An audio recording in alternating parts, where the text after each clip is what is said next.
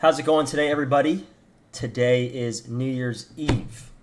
Pretty eventful New Year's Eve for two younger guys here. We're doing some pretty fun stuff. But yeah, we're going to make a podcast type video here again. If anyone had watched the two previous ones, thanks for returning to watch this again.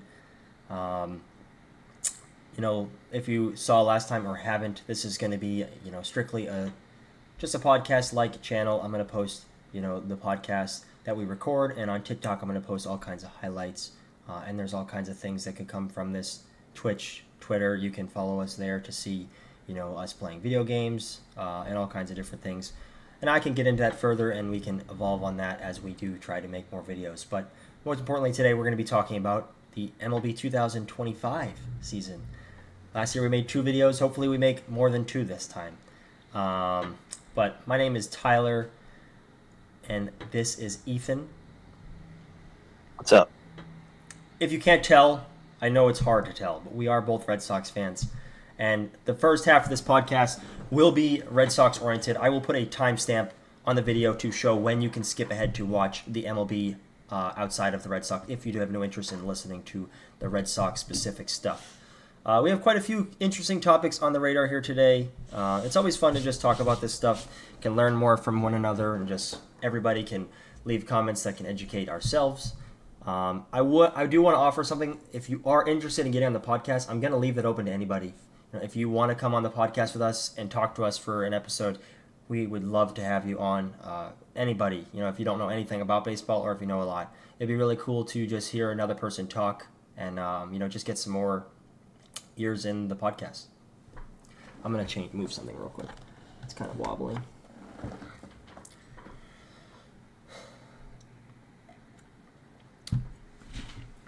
Like I said, my name's Tyler. I'm 24, recently graduated from Florida Atlantic, and I currently reside in Indiana. We are big Boston sports fans. I'll let Ethan tell a little bit about himself real quick. Yeah, my name's Ethan. I am also 24. I just graduated from Southern New Hampshire University, and I still live in New Hampshire. I do miss having access to the sports channels pretty easily, and that's one thing I will give a shout out to the MLB on. They do have the best app, hands down.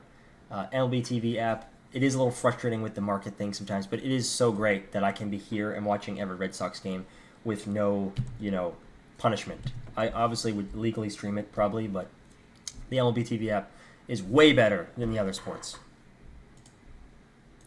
Except I can't watch the Red Sox because I am blacked out, but other than that, it's great. At least you can watch the Red Sox on TV, though, which I can't. Yeah. Sure. So like I said at the beginning of the podcast, or today's episode is going to be talking about the Red Sox. We probably will do that every single episode. Red Sox will be first, and then we'll jump into the MLB. Obviously, as time goes on, we'll be jumping into more specific topics, really expanding on maybe even stuff that we previously talked about. But the first thing we're going to talk about is highlighting what the Red Sox have done so far. Red Sox have been, doing more than usual, I think, at this point. I think if we looked at last year and compared to now, we would say there's more transactions. What is your favorite transaction so far? Garrett Crochet. For anybody unaware, the Red Sox did trade for Garrett Crochet. We traded Kyle Teal, who was a catcher, highly ranked prospect, Braden Montgomery, who I was a big fan of. I actually watched him in college quite a bit. Chase Meadrith, I think that's how you pronounce that, and Wikelman Gonzalez, or Wikelman. Not familiar with Wikelman or Chase, to be honest with you. But we did give a fair offer to the White Sox, and I think we got a great return. And I have to agree that is my favorite trade of the offseason. We officially have an ace-level pitcher and a lefty again. First time since really 2018 season. I mean, obviously we had Sale on the roster, but he pitched in about 7 games total probably after that. And I really weren't too many good memories from that. I vividly remember a Yordan Alvarez absolute rip off the monster from off Sale, and that one was just really upsetting. But hopefully Crochet will have about 600 Ks with us this year. And Crochet is only going to cost us $2.9 million this year because his arbitration is really low due to his injuries and just not really pitching much so far in his career. Yeah, and a lot of people, I've seen a lot of people like post really stupid stuff where they're like, if you value Garrett Crochet, Patrick Sandoval, and I don't know, Walker Buehler, we could afford Corbin Burns. It's like, well, if you break it down that way, of course you could. If you take away Jaron Duran and whoever, you could afford X. We could do that all day. So I really got annoyed by those people saying like we should have spent our money like this because we completely could have afforded it. Yeah, well, Corbin Burns signed for 6 years and he did get longer offers, but yeah, we could have afforded him for 1 year, but paying him that much for like 8 years was just something we weren't going to do.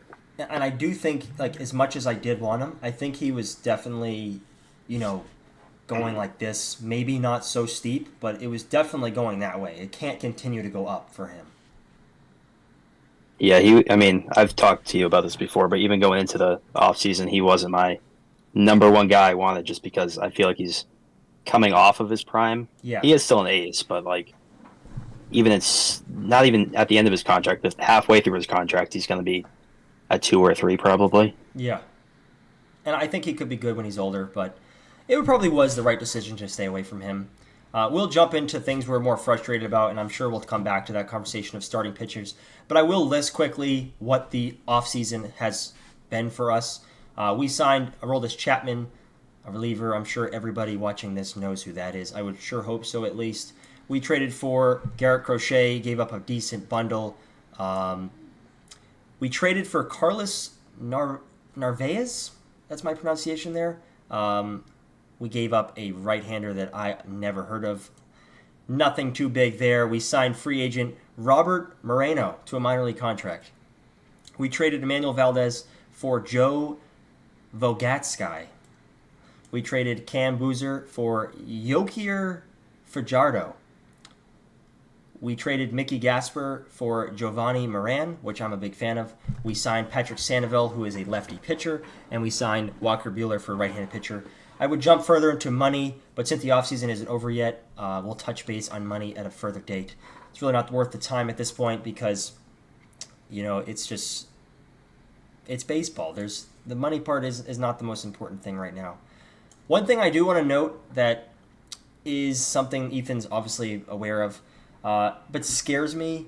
Like Brian Mata, we invited him to a non-roster, like the spring training, whatever.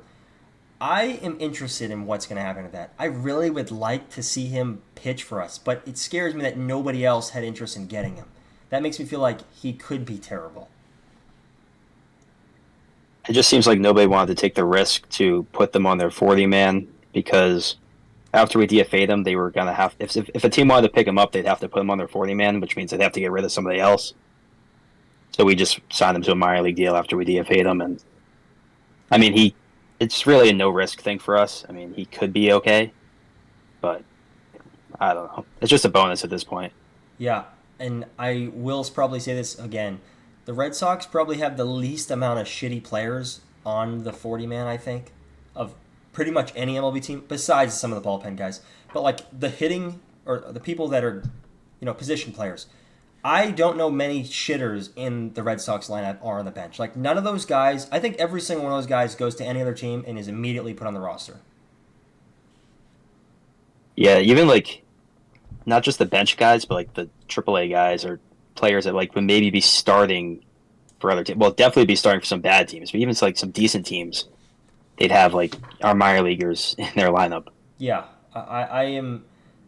I'm worried what it's going to look like when a backup catcher is named and all that kind of stuff. That might change that whole shitter argument. But there is one topic we'll go to, which is about who's going to be the worst player in the Red Sox.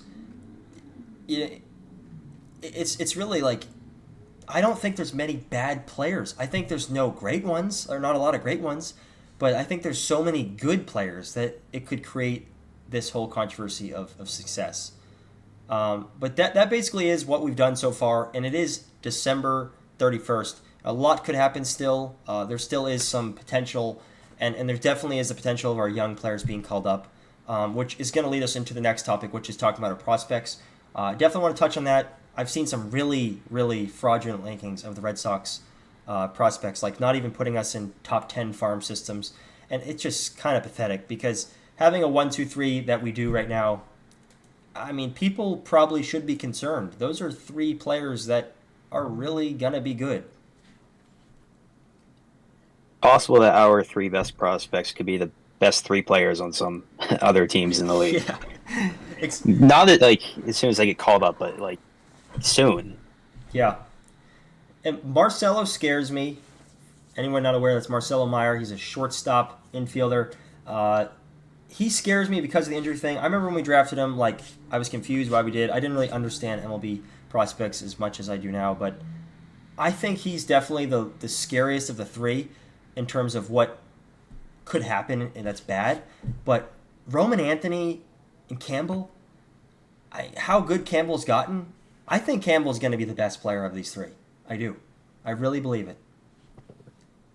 I just saw a projection today that had Campbell as our fourth like best offensive player for 2025. That's like a real projection based on like I don't know, taking statistics and however they do it from minor league to major league. But it went like Devers, Casas, Duran, Campbell Yeah, in terms of offensive production. I could totally So see that happening. I mean, I don't know. I hope he starts the year there. I mean, I'm a big believer in putting these guys in the team, but it depends. I guess 162 games or close to 160 games would help his case for being the fourth best player on our team offensively.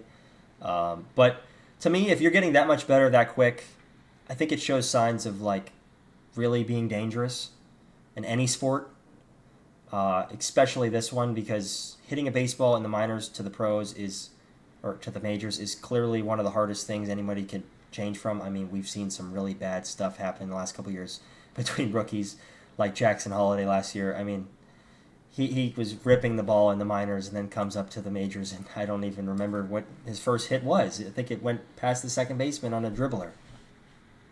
yeah, he debuted against the Red Sox, and we thought like, oh, he was going to get hit in his first game. He didn't get hit for like 2 weeks or something, but it's almost like scary that he went through that because now we're going to be thinking about that when our guys get called up. So hopefully they start off hot, or we're going to be thinking it's another Jackson Holiday situation. Yeah, yeah, and as New Englanders have been spoiled throughout our life of a lot of good young players, I think our standards are so high for everything, which kind of is stupid. But it really hurts rookies. You expect rookies to come in and just be studs immediately. It's tremendously dumb. I mean, some of the greatest players in every sport take years to get it. And it's just frustrating because I've been critical on players quickly before, but I think it's when it's obvious. Some people just get criticized like no tomorrow right away. Like they're not given a chance. Even Red Sox fans written off Jaron Duran previously and just said like screw that, let's not even play him. You know, and that clearly was fictitious, and he's one of the best players in baseball now. Yeah, it helps that we have three guys that like are all going to come up at the same time. So if one does bad, another one can like almost pick him up. Yeah, But I don't know. Like Campbell might be the only one that starts in the opening day roster. Maybe Roman. I highly doubt Meyer does unless he has the best spring training ever. yeah, And it's not really a spot for him as much as the other guys. But if Campbell comes up and he's a right-handed hitter that we're saying he has to be productive in our lineup to balance the lineup, and he hits 200 the first month, it's going to be like fans are not going to be happy. yeah.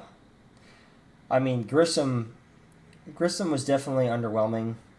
I think he was a little too bad, but you know, seeing what fans have to say about him, I just don't know how it's really a fair evaluation.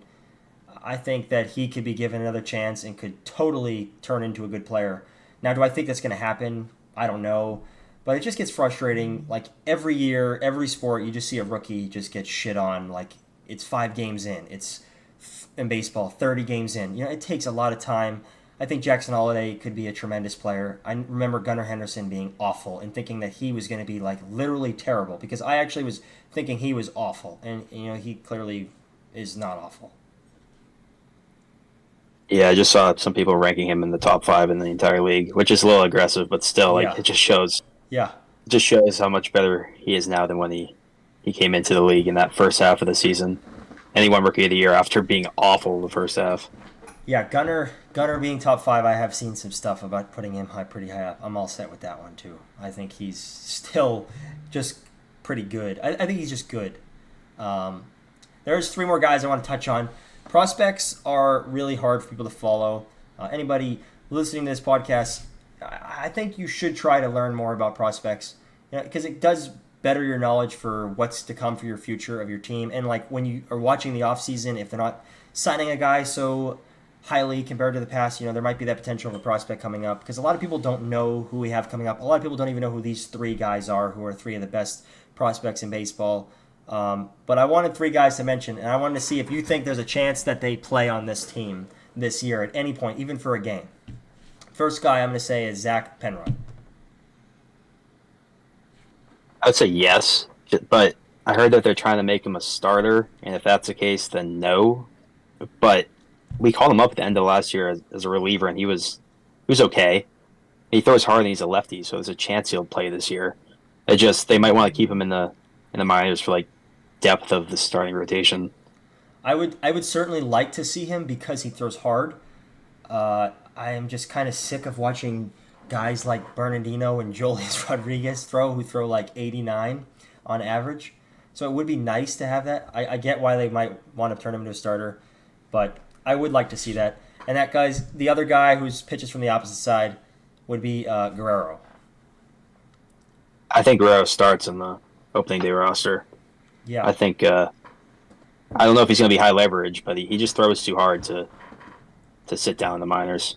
Yeah, and I think he would be definitely something that teams would not want to be facing, compared to other players we've had pitching. I totally don't think he could be more bad than good for us. Well, considering we have like Weiser and some other bad low leverage guys, like get a guy that's going to throw 99 with movement and just hope he puts it near the zone. Yeah, I mean, we did just sign Chapman, which is basically his entire career philosophy. He might be a little better than those guys, but yeah.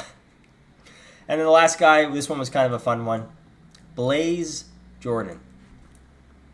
I put that 0% chance he plays this year in the majors. Unless, like, Costas would have to, like, die, and then Romy would have to probably start playing first, and he would have to die. And we move Wong to first, and Blaze plays third, too, I think, so there's just, like, no spot for him right now.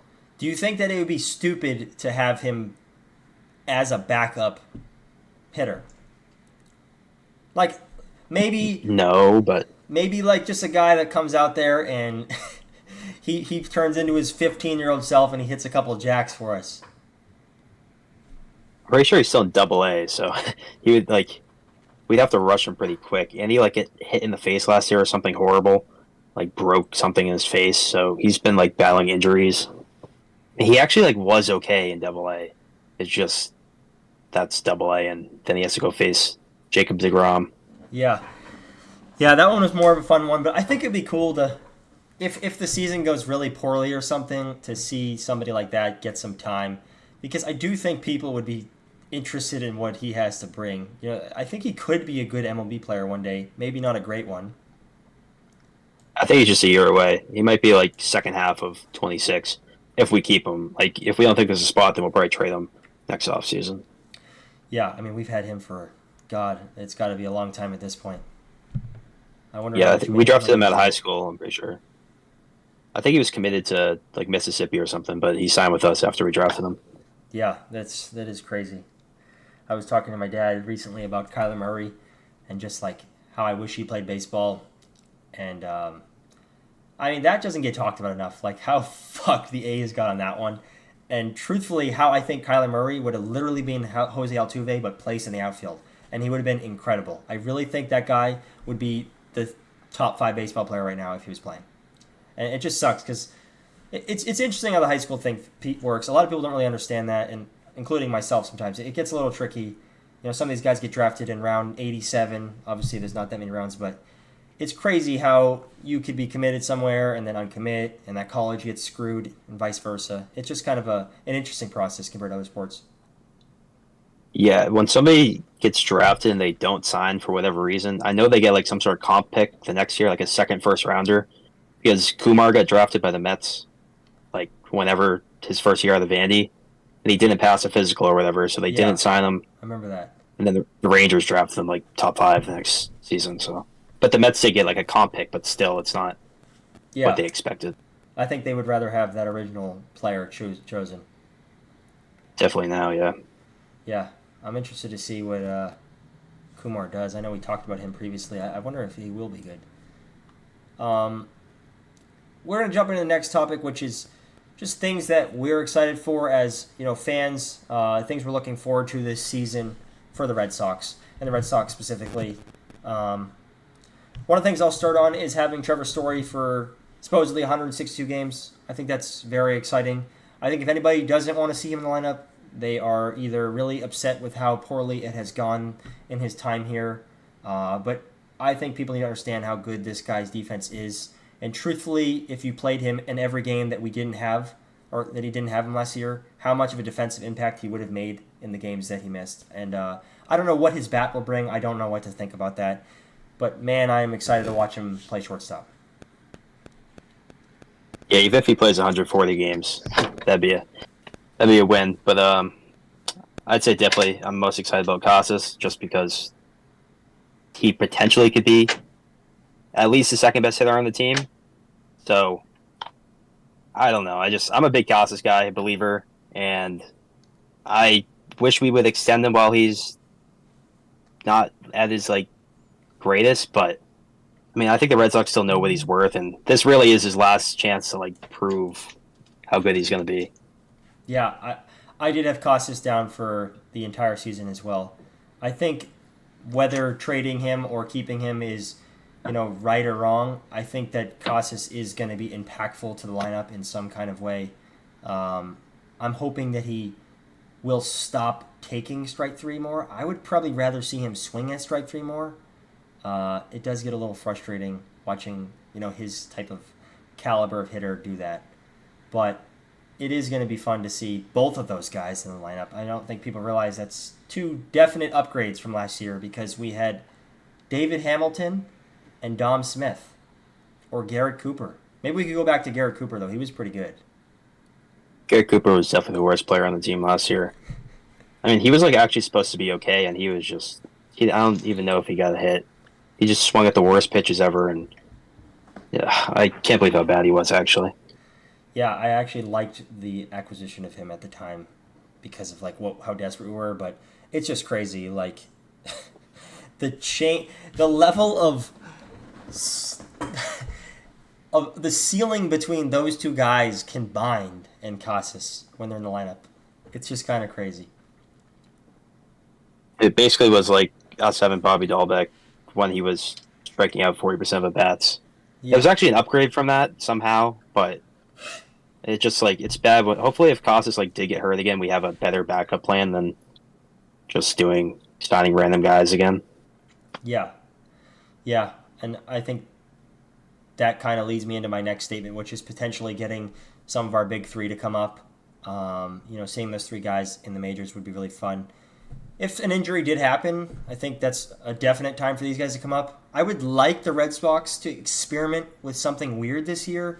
I don't really care how educated of a decision it is. If Tristan Casas was to get hurt, I would love for us to pull up Marcelo or Campbell if they're not on the team and put them in the infield and put Raffy at first. You have to do something, I think, sometimes to be a little bit more desperate. Last year was a little different. But this year, I think this team actually has enough to be at least a wild card team. So, when that time does happen, hopefully an injury doesn't happen. But if it was something that wasn't a season-ending injury and the season just basically gets thrown to the gutter, I would love to see us, get desperate from our young guys and just pull them up and put them on the field and reposition our players because it just Rafael Devers blows at third anyways or isn't good at third anyways. Is he really going to make a detrimental difference at first? That's probably the only thing that would make sense out of the players we have right now is putting him at first. I mean, we don't want Romy playing every day, and we don't want Wong to play first, so Narvaez has to catch every game. So Yeah. I just hope that doesn't happen because it'd be bad if Casas goes down, and then the infield would still be good.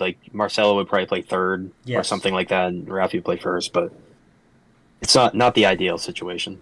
And an exciting infield, though, in Casas' injury replacement would kind of be Campbell at second, Marcelo at third, Trevor at short, Yeah, that would be kind of disgusting from second base over in terms of fielding capabilities there. I think Marcelo is a pretty underrated defender, in my opinion. Yeah, it'll be interesting to see what they do with him. If like, because I assume he's gonna get called up this year at some point. So I don't know what they're gonna do with him. Like Story's too good at short to just throw Marcelo at short, unless Story literally can't hit at all. Yeah, But like Marcelo should be playing third, and then like in the future he goes to short and Story goes to second or third. But with Story like locked into short for the next couple of years, I don't know what they're gonna do. and I've told you this before, but a righty bat in our lineup that is a shortstop that plays elite defense, and him batting 200, it sucks for what we're paying him, but it's still so advantageous for the Red Sox to have a great shortstop that's a righty in the lineup compared to like Marcelo, who is a good shortstop but is a lefty. That can really make us unbalanced again of having just loads of lefties. Yeah, that'd be bad for the balance situation if Story goes down because then we're really really left-handed.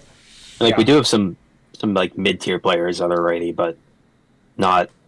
I mean, Story could be elite, so yeah. it'd be bad if he goes down again.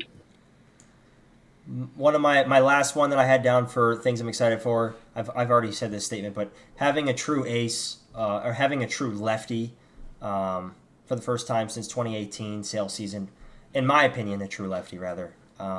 It's pretty exciting to look forward to that. I'm not really a guy that cares too much about strikeouts and whatnot, but it is going to be fun to have a guy that's probably going to sit down more people via strikeout than not strikeout. That will be something we're not really used to. So I am pretty interested to see like what his first start looks like. He did lead the league in K percentage for starters last year, but the last thing I put excited about, I did have the A's too, but I put playoffs. Yeah, I think we're back. I think we're back in the playoffs, even if it's just a wild card. It'll be nice to be back in the playoffs. it would be really fun to watch some playoff baseball that isn't like the Yankees playing the Guardians. Wow, that was boring.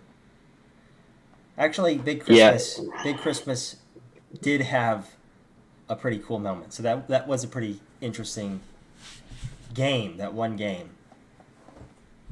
yeah. In the last couple of years, like it sucks that we didn't make the playoffs, but I wasn't fully expecting us. This year, like I expect us to make the playoffs, and if we don't, it'll actually be like way more disappointing than the past couple of years when we finished in last or just missed the playoffs. I think I agree with that entirely. Like as critical as I've been of Cora in the past, I think this year is his first true fair evaluation in a long time. Regardless if we do anything else, this team is good enough to win enough for games for a playoff spot.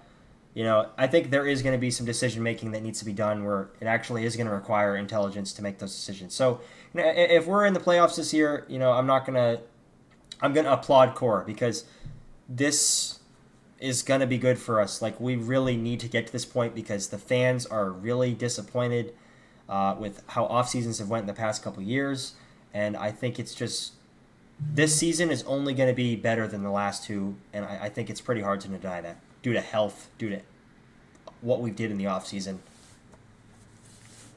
Kind of unfortunate that we have to rely on prospects to like get us over the hump, but I mean, I have faith in them, and clearly ownership does too because we're not making any other moves right now, and they're kind of just going to let the prospects ride and hope it gets us to the playoffs. Yeah, and that leads us into the next topic, which is what we're unhappy about. And I'll lead that off with the failure to put a righty bat in our lineup. The only reason that's being said is because like it has to be said. That statement could be completely false if we have one of those righties just dominate in the lineup. If Story is three-quarters of what Trevor Story can be, that's just a massive advantage. If Campbell is a great player in the pros, yeah, we're looking at more than just wild card wins. Like we're looking at dominating. Yeah, they're going to look like geniuses if Campbell's like one of our best players, and we didn't spend 30 million a year on Bregman or whoever or Yeah, Teoscar for 3 seasons. But I still said that I'm unhappy about us not going over the luxury tax. I don't care what we're spending money on. Like there's plenty of lower market teams than us that are spending more, and like just we could have paid Corbin Burns and had one of the best rotations in the entire league, but we don't want to go over the luxury tax, so it's just annoying. We haven't been over since like 2018. I would agree with that statement. I did not have that down. That is a very good statement, though. It is frustrating because, as I said to you 1,000 times, it's just no reason not to be, especially for us now. Since if it's truth that it's been since 2018, why not go pay the shit out of these relievers? Why don't we get all three of them? Like, put those pitchers that we have, like Penrod, that I'd like to see in the bullpen, go develop him as a starter and replace him with some old pitcher. Go put Guerrero in the minors. I don't care. Place him with some old pitcher. That's good. I would love to see us spend a lot of money on bullpen guys because it would be so scary if we could like actually have a 7-8-9 or even a 6-7-8-9 that was just gross. I don't remember the last time we've had that. I actually don't think there ever has been a bullpen that in my high school life that has been like dominant. If we had like a bullpen like the Padres did last year, like with three guys, like 7, 8, 9, that'd be like so sick. And we could have. Well, I guess we don't know if we will have it with Hendricks, but we could have it. Yeah. If we sign like one more high leverage guy like Scott or Hoffman or one of those two. Tanner Scott signing would be. I would instantly put that above Crochet because of how bad our bullpen scenario has been. Not because he's better, but because of what that replaces. I would be so happy if we did something like that. I don't really give a crap about Alex Bregman. Like, if he's on the team, great. But, like, Tanner Scott should be a Red Sox. Like, why is he not signed yet? He's going to cost a lot. Sure, we have money to spend. Our biggest off-season signing was a pitcher that we're hoping is going to be good and probably will be good, but it's not even that expensive. Yeah, Scott's probably asking for like way too much right now, and that's why nobody signed him. But still, like, it's gonna come back down to something realistic, and we need to be like all over that because even we still have like 25 million to spend before the luxury tax. And if we don't sign Bregman, then like we could easily do that and still stay under. And are you assuming or honestly expecting that the Crochet extension of something like 35 million plus is going to happen in this near future, or no? You think that'll be a next year thing? I think if it'll happen this spring training or after the season, but it won't kick in for a couple of years. They'll probably make like 10 million next year, and then like 20 million the year after that, and then like 25, and then probably 25 for the next 6 years. But it'll still keep us under the luxury tax for this, at least this year, maybe next year too. Yeah, I would like to see that happen. I don't care if he tears everything in his body. I would still like to see something done on a guy like that at a younger age. It would be interesting. I was pretty happy with the Bayo and Sedane ones. Even though they're not that much longer past the time they're going to be with us, it's not a huge extension. I was happy to see us, at least putting efforts out there to lock those guys up. Yeah, they probably try with some other guys. Like I know they try with Hauk, and he like they lowball him, and then he broke out. So now his price went way up. Shocker that we lowballed him. And we did the same thing with Casas, and he even said like, "I just need money to be financially set," and we probably gave him like 50 million. And he's like, "No." So I mean, they try, and then they were like, "Okay, I guess we'll settle with Bayo and Rafaela." And Rafaela. I mean, he might be a utility man. He's making, like 60 million guaranteed for his career already? Yeah. Something like that. Yeah, and I think he has some tremendous upside, too. The next thing I wrote that I was unhappy about is the trust in Wilyer Abreu. I don't like it. I just hate it. I can't stand how much people are more excited for him than Roman Anthony. Like, Wilyer Abreu, to me, we've seen his ceiling. I think he did it last year. I don't think there's more to him than that. And he was tremendous. He proved me wrong so bad. I thought he was going to be a complete shitter, and he is not.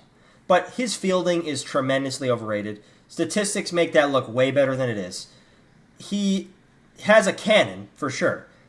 He is ugly. He's not cool. He's not a fan guy. He's not good at hitting for power. He's okay at hitting for contact. Like, why are we putting a lefty forcefully in the lineup because of what we saw last year? I am irritated with the trust in him, whether I dislike him or not. I'm not totally out on Willier. I just don't think it fits, and he's too valuable to just keep around for no reason. Like, he would probably start on 80% of teams in the outfield just because he's a good defender and he'll bat 260 and hit like 20 homers, which would actually like be a top 3 outfielder on most teams.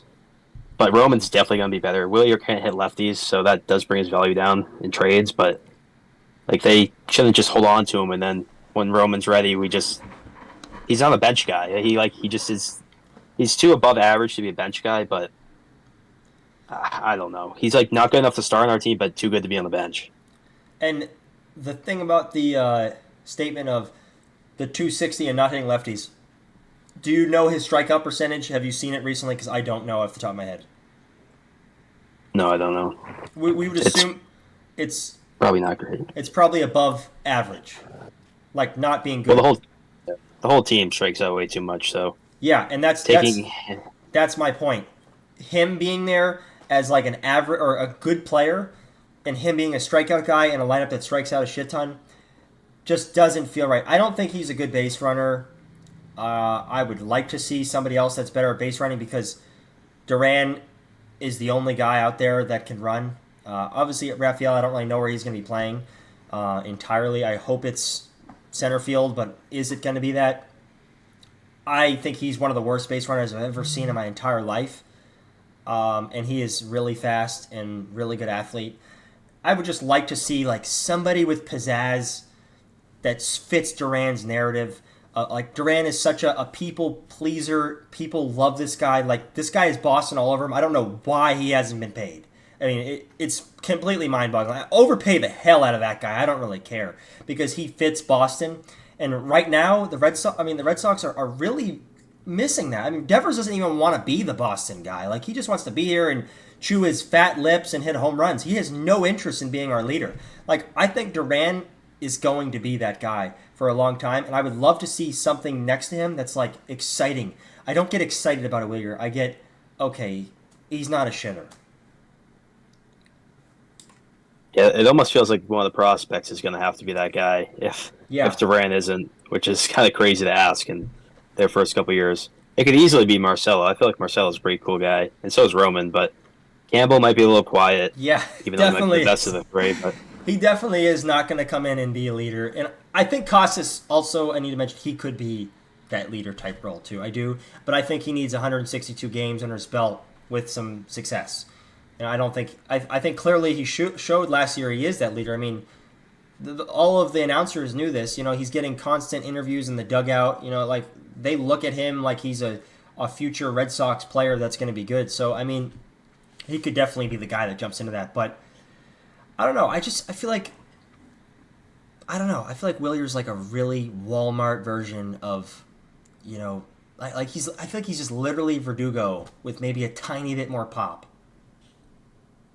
And not as nearly Boston-y. Yeah, it's just like the 5 years of getting paid $3 million. That's why we're keeping him around, because we're cheap. We don't want to spend money, and I mean, and like every other team. I mean, there's other teams that will want him. I think we could make a trade right now for somebody that would be an upgrade and bat righty, or even go get a nasty reliever for him, or some starter with 1 year of control. Like, I don't know. They're holding on to him because clearly nobody's giving us the right offer, but I still think he could get traded. Yeah, I do agree with that. There is still flirting with that. But I also agree with your statement of he could start on most teams, and if we're going to trust Roman to come up and be that guy, why are we, making Willier play right now? Because if he does have a bad year, it's not like he's Lubob. He doesn't hold this tremendous value. He holds solid value. If he has a shitty year, he's going to be looked at as an average Joe, and he's not going to get us what we could get right now. And I think this is a year to go get those guys. Yeah, that'd be really bad if he had a terrible season, because then his value like goes to almost nothing. Then we have to hold on to him again for at least another season, Exactly. and he's not even going to have anywhere to play, so he'll be valueless forever, pretty Yep. much. And that to me feels like it's an only a lose scenario. It doesn't feel like there's any winning of it unless he's just incredible next year. If he hits 30 home runs, then I'll personally get his jersey, I guess, which I would hate wearing. Probably be the only person with a Brady jersey. Yeah, literally. Like I mean, most fans probably still don't even know who that guy is. Probably should have. Yeah, I don't know. Not great. I mean, hopefully we trade him. We'll see. Do you have any other takes? I have one or two more I could touch on about what I'm unhappy about. Anything that you are upset about so far? Really, I mean, I had keeping Willier on there that I'm unhappy about, and then just not signing an elite reliever that we kind of talked about. But I also think they're still looking at that, and it might not be like elite, but it could be like somebody that can shut down the seventh or eighth inning. And I would totally think that's a great decision. Kirby Yates, Chris Martin, Hoffman. Those guys are definitely higher caliber players, and that to me still feels like a success if we did that. Yeah, and like it's not going to be that expensive, especially if we go with Martin. He might get like $6 million for 1 year, Yeah, and if we can't do that, like if we do nothing and we don't even do that, that'd be crazy. yeah, he could at least get. I mean, give him the Aroldis deal. That's not going to hurt us. No, the world has actually got a decent amount of money, more than I thought he would get, but it's still like nothing for us. Yeah, which scares me with the market because I think Martin could get more than that from the Dodgers. Yeah, I wonder. Or I something. wonder what like the other wash closers are going to get, like Kenley and those guys. I know. I'm actually really interested to see where Kenley goes.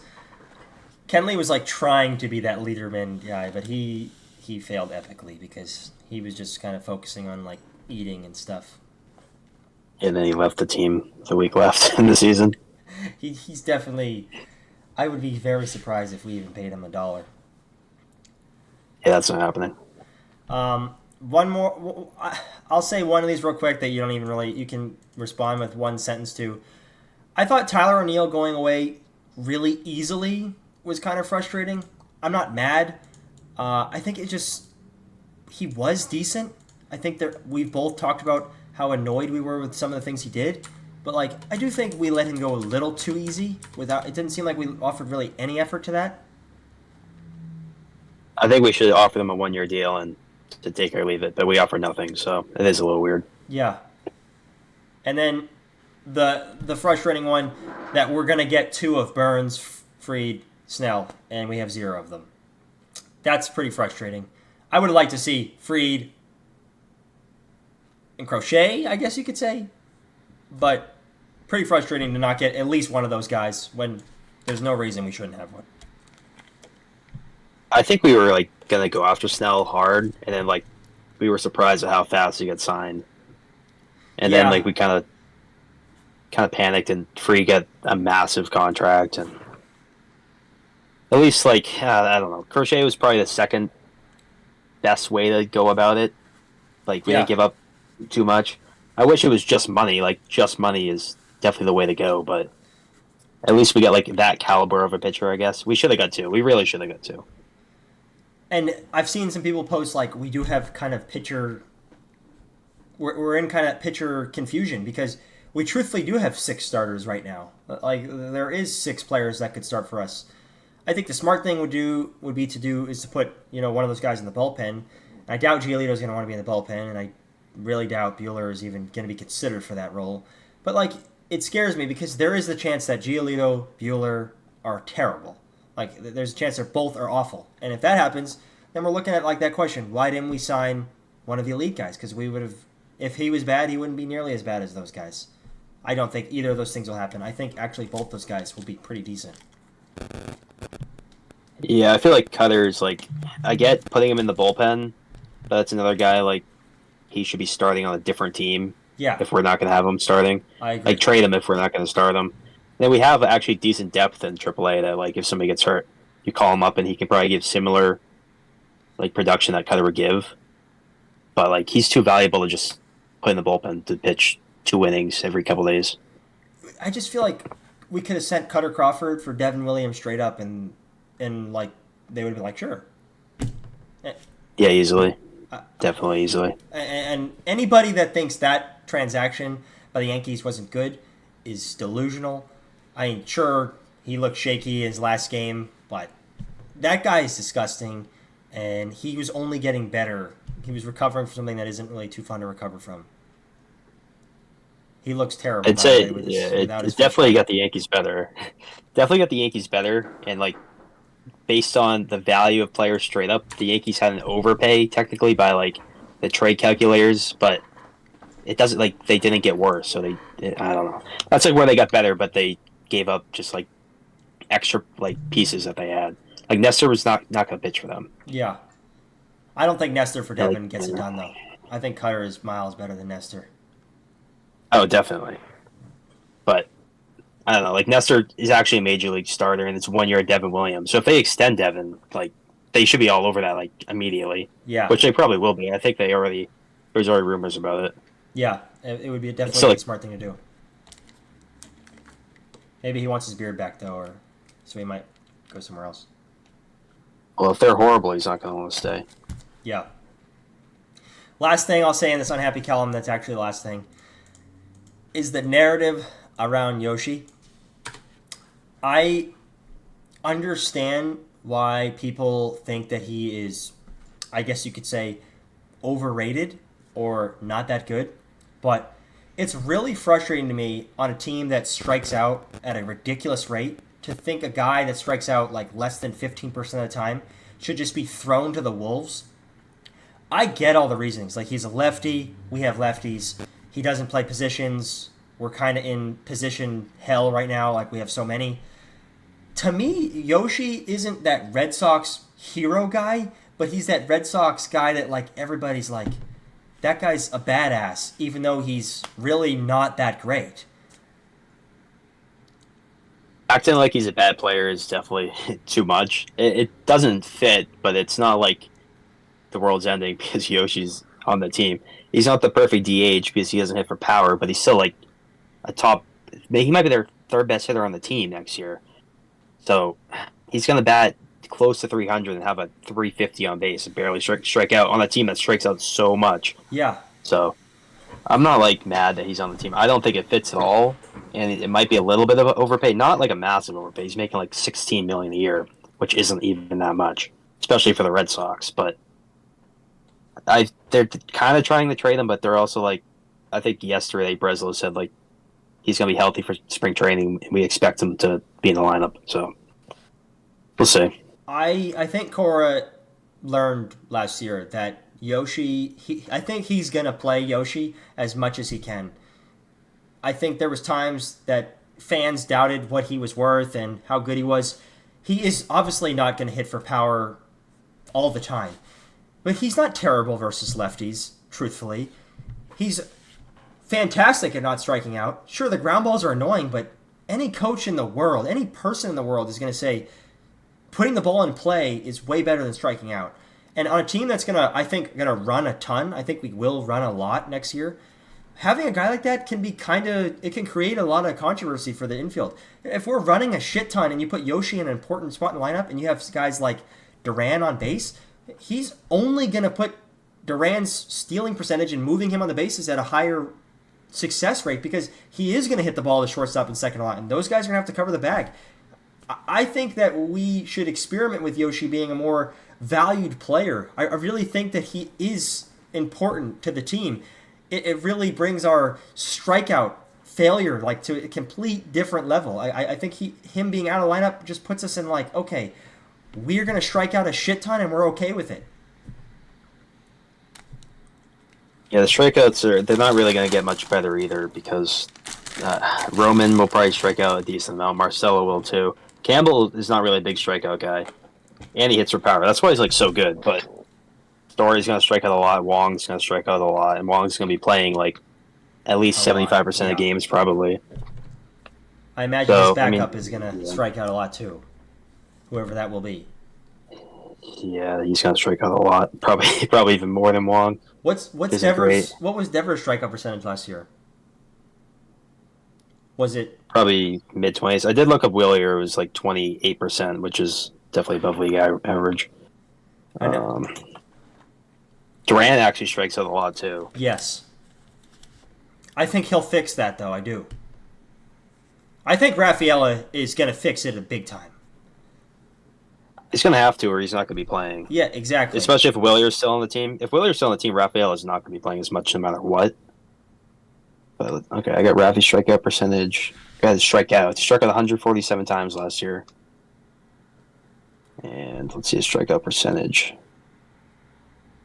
24%, which actually isn't too bad. But in 23 he was 19, and then 22 he was 18. So he got a little worse last year. And he was kind of dealing with an injury that looked like it was truthfully affecting him every single game.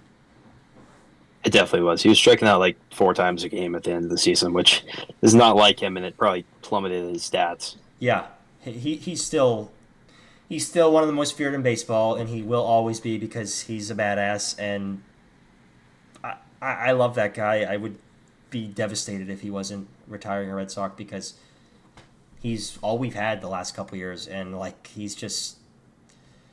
he's won us games by himself. I would seriously bet our win percentage versus the Yankees would be substantially lower if he wasn't on the team the last couple years.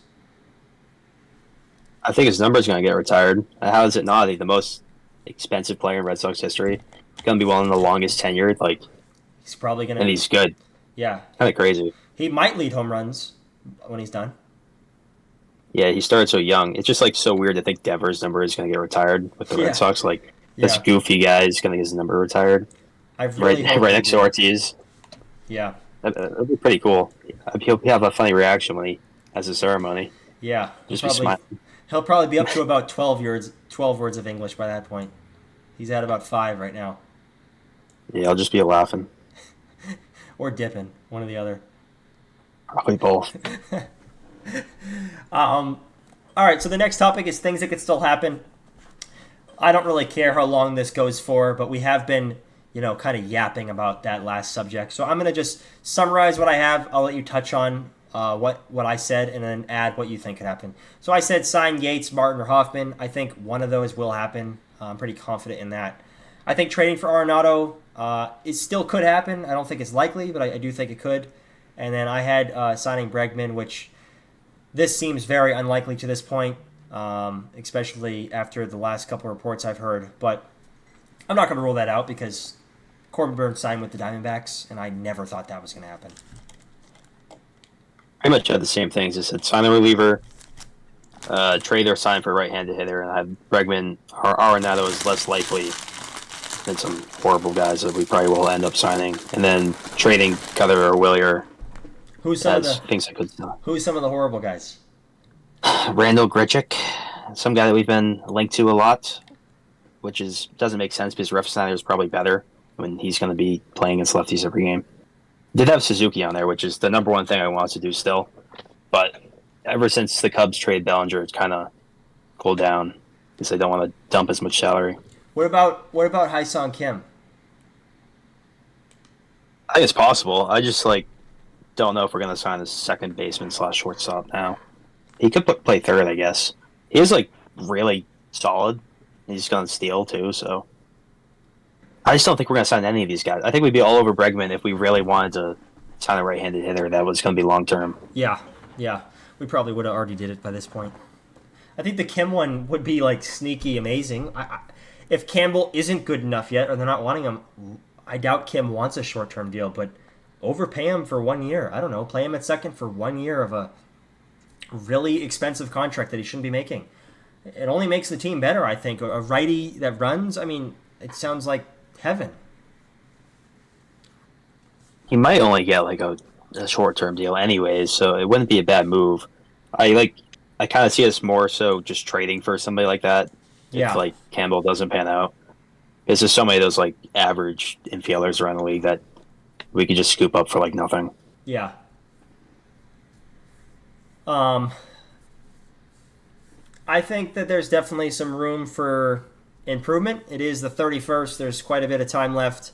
We saw Jordan Montgomery get signed really late, so anything could happen at this point. I just hope we do something more because Fans are still upset with what we've done.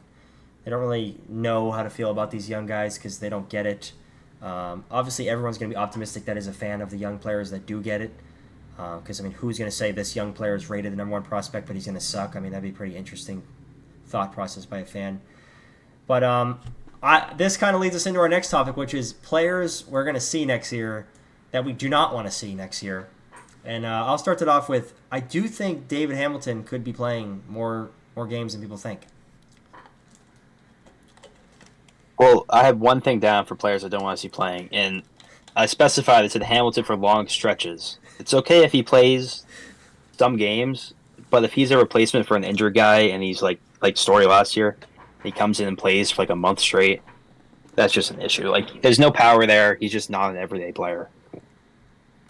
He is probably the only guy. I can't even say that he's horrible. Like, when I have under this, of all teams in baseball, I think we have the least amount of horrible guys at position. I don't know if he's horrible.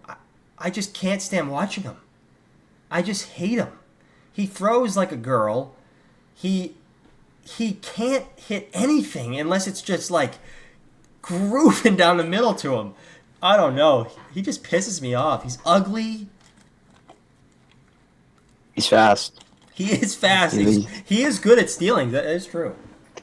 Probably one of the best stealers in the league, but you have to get on base to do that. So he should be going in when somebody's already on base. Like, go pinch run in the 7th inning. You might get one at bat in the 9th. And that could be your role. Like, he's good enough to be a bench guy. Like, it's probably good that he's a bench guy because there's no reason for him to sit in AAA anymore. And any of our prospects that get called up, they're not going to be on the team that's sit on the bench. So we're going to need a couple bench guys. Yeah, I'm scared. I put Willier, but I'm not that mad that he's going to be there. We've probably said his name every category now at this point. If he's watching this video, he's probably like, these guys fucking hate me. Hopefully Willier's not watching this. Willier, if you see this on TikTok, I'm pretty optimistic for this upcoming year. So just keep proving I think he understands it. I don't think he probably not. English. He probably doesn't understand anything. Really anything at all, actually. Hopefully his translator's not watching it. Right, might be sitting there with him. Red Sox players that I think will regress. I have Willier at 1. Poor Willier. He's just getting dumped on in this video, but I do think Willier's going to regress substantially. Oh, man. I put Fitz down even though he might not be on the team. That's a good one, actually. People actually have him as our 6th starter, which I have him as our 8th starter. Should be our 15th starter. I think Priester should be up over him every time. Yes. Even Coop's going to be sitting down in the minors. He throws 85 miles an hour, but I'd rather him than Fitz, who strikes out one person a game. I'd probably lean Fitz over Coop. Coop had some good games. He did have I think he was top 5 on our team for starters in ERA, which is pretty concerning. Well, I guess that is pretty concerning. I guess that really only means that we had 5 starters. So, Coop was actually in the rotation, which is crazy. That is so bad. Well, Sandoval wouldn't be ready until postseason, right? If he was eligible to pitch, or would it be a little earlier? They said maybe after All-Star break, but they're definitely not going to rush it if we're fully healthy. There's no reason to. I don't hate that signing. It just is what it is. It's just an extra guy, an extra arm. Doesn't have a lot of upside. He's an average player. I wrote down his stats. In 2022, he had a 2.91 ERA, and he made 27 starts or something, which is that's ace numbers, which is crazy. And that was only 2 seasons ago. It'll be 3 this year, but if they can tap into something and make him a 4th or 5th starter, that'd be pretty good. Yeah, it was a 1-year deal, right? Or was it 2? It's 2. He's getting paid $5 million this year and $12 million next year. Oh, okay. So it sounds like it is probably going to be looked at as a 5th starter next year if everything goes well. Yeah, it'll be a Giolito replacement probably, or a Walker replacement. That's what sucks, is that we do have to replace most of these guys we've gotten. Yep. But I do I do think that that was probably one of the smarter things we've done. It's smart to take chances on these guys when they're cheap. He's I think he could have gotten a little less than that, but I don't know why wouldn't you do it? Like you have no depth. I mean, we literally have Richard Fitz before that one as being looked at as a top 8 starter by some people. That's probably a concern. He would have a 6 ERA if he was one of our starters. He literally throws bullpen practice to these guys. Yeah, and the free agents for starting pitchers next year actually is like pretty solid. So 1 year deals isn't the worst. Hopefully we don't mess up next season, next off season, and we actually like sign one of these guys. I know Valdez, Thiessen, Gallen are like the big three. They're going to be free agents, so I'd take any one of those guys. Yeah, I would love Valdez or Gallon. God, Well, Gallen's that gone would be now. interesting. That Corbin's there. Yeah. They're not paying him. Um, I do like the 1 year deal philosophy at that to that realm because you can replace these guys pretty easily if you have a foundation. I think 1 year deals can be facilitated with when you have a lot of depth. I don't think it can be done when you don't have a lot of depth. Because if you sign somebody for 1 year and they stink or get hurt, you have nobody else to go get. But like signing them to 1 year deal when you have Quinn Priester who could come up and throw, and then you might have Sandoval who can come up and throw. Those are pretty good alternatives for a team that, from what we've seen previously. Yeah, and if we're in the playoffs by the time the trade deadline comes around and we really need a starter, I hope they go out and get somebody. Yeah, Like most playoff teams do get at least a starter at the deadline, even if it's a mid rotation guy. Like the that Dodgers is got true. Flaherty and they probably would have lost the World Series with him, even though he had some horrible starts. That is true. That is. I didn't really think about that. The trade deadline is another big thing that could be one of our things. Um, a player that I put that will regress. I did put Duran, and I mean, I put maybe a bit. I said still going to be great. I hope I'm wrong. I I don't know how much better he could get because I really don't think people understand how good of a year he had. I, I don't think he'll regress in terms of like striking out and I think he'll have a better average and things like that. But I do think people will figure some more tendencies out with him. I hope I'm wrong. I hope not, but probably. Like he was a top 10 player in the entire league last year from a guy Yeah, that nobody thought was even going to be playing Major League Baseball. So yeah, exactly. he'll regress some, but it's not going. to Hopefully he's like still an all star. That'd be pretty cool. Yeah, I think it's hard not to regress from a role like that, and people need to Yep. understand what that word means. It just means like a little less than what you saw. Doesn't necessarily mean suck. Just like overrated just means not properly rated. And my last one, I put Ref Snyder. I thought he had a really good year. I don't expect that again at all. But I would certainly rather see him over whoever the hell you just told me that we were going to sign. Randy Gruchik or something. Yeah, Randall Grichuk, really good player. Basically, Ref Snyder, except we probably have to pay him even more. I don't even have anybody else that's going to regress. I'm just hoping that none of them do. Yeah. I did have a big list of progressing players, which kind of sucks. Um, I'll just read down mine, um, and you can touch and add what you got. I put Bayo. I think Bayo's in for a big progressing role. I do think we're finally going to see that. I think Slayton is going to be a dominant reliever. I think Rafaela. I think he's not going to strike out like he did last year. I think he's going to improve. I'm hoping he plays. But, I mean, he was pretty good last year at times at hitting. I think Yoshi is going to do better. And I think one of the two of Story and Vaughn Grisham will have a year. I don't think both do. I think one of them will. Somebody will get better. My number one for progress was Grissom, just because like he was too bad for how talented he is. Yeah. Like he pulled both his hamstrings, not just one. He pulled the second one right after he recovered from the first one. He lost like 30 pounds that he just came back after 8 months somehow. And like he's the youngest guy on the team. He's even younger than Rafaela. Yeah. People think he's like this old guy just because he got called up. Like he skipped AAA. He went up from AA to the Braves when he was like 19, and then like yeah, they're writing him off too early. Like I don't think we should rely on him, but I don't see him being as bad as he was last year. It would be awesome to see him even beat out Campbell and play second for us for a long time because that only makes Campbell more valuable at another position. It would be interesting to see Grisham kind of evolve into the role that we want. We did trade a Cy Young season. Probably would have been a torn meniscus if he was on our team or something because we hadn't had a healthy season with him in forever. But I still think the Sale trade was a good trade, and I will not change my mind on it because you can't be results oriented. That's not fair. That's being results oriented is like so easy. You have to grade the trade based on when it happened.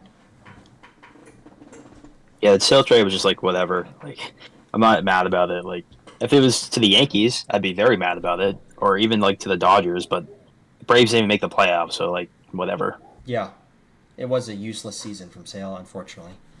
He won an award and had a great year, but what did he really get from that besides another contract with a team that I think is pretty overrated?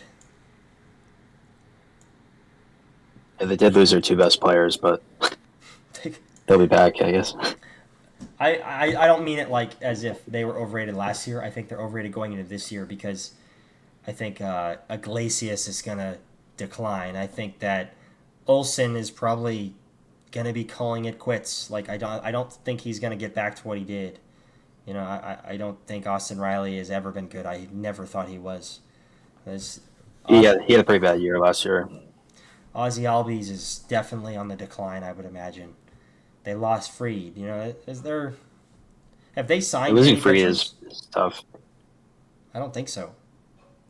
No. I mean, they have some prospects. They have Schwellenbach, Oh yeah, and AJ Smith, Scheuer. He hasn't been good yet, but he's one of their top prospect guys. and they'll probably be studs because that's just how lucky they are over there. And they'll probably sign them for 10 years for $70 million. Yeah. And that leads us to our last two Red Sox topics. I have the best player and the worst player. Best player meaning like most valuable, kind of. I put the best player is going to be Garrett Crochet. I do think that he's going to excel into the role. I'm hoping he does. I don't know if he will technically be the best player statistically because Devers could do something stupid or something like that, but I do think Crochet is going to have that year, and I put the worst player as Greg Weissert. I also put Crochet. I typed in Devers first, and I was like, oh, I forgot we actually have a good pitcher on our team. Yeah. And I switched to Crochet. And for worst player, I put Narvaez. I think he's going to suck. Oh, I don't. If he's the backup catcher, then I would replace it probably too. But Weissert, man, I don't know. I don't know if I can ever forget that pitch he threw to the lefty against the Guardians that tugged it around the pole. I'm trying to think who that was. I don't know if you remember that game, but he threw some horrible slider right down the middle, and he just yanked one. That guy didn't even hit for power, and obviously he didn't hit it very far, but we lost the game. Was it early? No, I guess it wasn't early. I don't know. He blew so many games. Yeah. He's basically our new Brazier, and he throws a lot. He pitches so much. Yeah. But if we have some better bullpen arms in there, like he can go through the sixth inning or the fifth inning when the starter gets pulled early. Hopefully, he goes in for like one out. Like somebody throws 4 2/3, he goes in, pitches, gets one out. Hopefully, he can manage to do that. So That's he'll be asking something. our last bullpen spot. Yeah, it's not great. But he does throw a pitch that can be like one of the best pitches in the MLB. So I mean, at least he's not as bad as like Jury's Familia or something like that. Well, he has that pitch, and he goes in there and throws his horrible fastball, and it gets ripped. It's like He can't locate. If he can't locate it, it's going to be the worst outing ever. Yeah. You're right. If he is in the Chase Anderson like role, then I mean, who gives a hoot? Chase Anderson and Brad Keller were two of our best relievers. I wonder what's going to happen to Winkowski. A lot of people hate him. Hopefully they quit trying to make him a starter because he's horrible at that. He needs to go back to throwing 98 sinkers and be a dominant reliever like he was 2 years ago. I just remember him pitching against the Orioles one game, and I just didn't understand this. Like, we were kind of in the game at one point. We brought him in. He let up, like, a lot of runs, and he just stayed in the game. He just kept throwing. I think he let up like 10 runs. We lost by like 100. And I was like, why is he still in the game? He threw 60 or 70 pitches a game in 2 innings. No, that was his job when he wasn't like starting games. He would go in and be like the later game starter and just pitch till the game was over.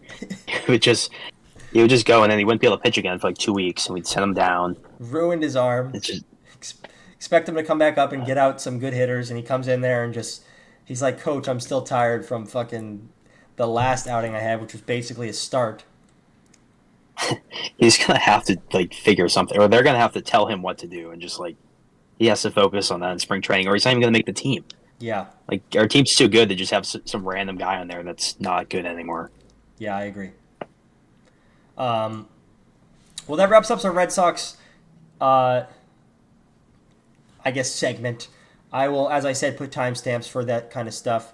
We are going to take like a second break. I'll cut this out or whatnot, but we'll go to the bathroom or whatever. But we will be jumping into talking about the rest of the league. Just talking about the MLB in general, which I'm hoping we can really prioritize as our main point of our content, because obviously there's more MLB fans than there are Red Sox fans. So we have some interesting stuff to talk about there. And, let's get after it. All right, well, we are going to jump into our rest of the MLB talk. And, we have some cool segments to talk about here. Like I said, should be a kind of a shorter segment than the Red Sox one, I think. But eventually we're going to do some cool games. We'll do maybe some trivia type stuff. Talk about drafts, fantasy baseball, all kinds of stuff. We're going to really, like I said, dive into more detail on certain topics that we maybe just talk about that point specifically. Ethan brought up a good idea about like being a general manager of a team and trying to fix that team. So maybe we'll do an episode on literally every single team. We'll start off with the most surprising moves of the offseason. I'm not going to highlight everything that happened in the offseason. There has been quite a bit. The first one I had listed, I think Burns to Arizona was extremely shocking. I did not expect that to happen, especially if you told me that a couple weeks ago. Definitely a good move by the Diamondbacks. I mean, it's good that they're willing to spend money and try to get themselves on the map for a long time, which I think they're going to do. I think that was surprising, but it also made sense after it happened. Because if Gallen's probably gone next year, block up an ace, and they have a decent young core. Carroll had a really good second half, and they have some decent rotation pieces around them. Erod could be okay. Montgomery, they don't even want on the team, so I don't know what's going on there. Then some younger guys that are okay, and the bullpen's solid. Some young guys in the bullpen, but the NLS is just so good that I'm surprised Burns even wanted to go to the NLS, even though he wanted to be on the West Coast. Yeah, that is true. And he took a shorter deal than I thought he was going to get. He got longer offers, but he still got $35 million a year or something crazy. Something in the I think it was low 200s for 6 years, right? Yeah, I think it was 35 a year, which is probably more a year than the other teams were offering him. But I think he had some 8-year deals from the Orioles and the Blue Jays, and probably the Giants too. Should have went to the Giants probably, but again, nobody wants to go there. He'd be sitting in that same division still. With a worse team, probably. Another one I put down, I thought Kyle Tucker to Chicago was definitely interesting. I did not expect that to happen. I expected him to get traded after I heard about it, but I just was when I saw that, I was like, why? I also had that down. It wasn't surprising he went to the Cubs. It was surprising that they traded him. Why would they do that? They lost, or they're probably definitely losing Bregman. And now they're okay, let's trade arguably our best player aside Jordan. And I get he could get $500 million next offseason, but they didn't get a huge package in return. They got Paredes, who was very average. Yeah. And some other prospects or whatever. They supposedly got one prospect that is legit. I don't know him by name, but I did read into him a little bit. Some infielder. But yeah, it is a really weird trade by the Astros. And Cubs, I mean, I'm not surprised, I guess, because they're a bigger market, but it is weird because I didn't think an outfielder was what their biggest need was. I guess King Tuck It was, yeah, is kind of it was pretty random. nasty, so it's really like whatever. Yeah, any team should be all over that, but it was like super random that the Cubs like it happened fast too after they started talking about it. I know, and I Like, didn't see the reports of them talking about it. It must have been like within the same day.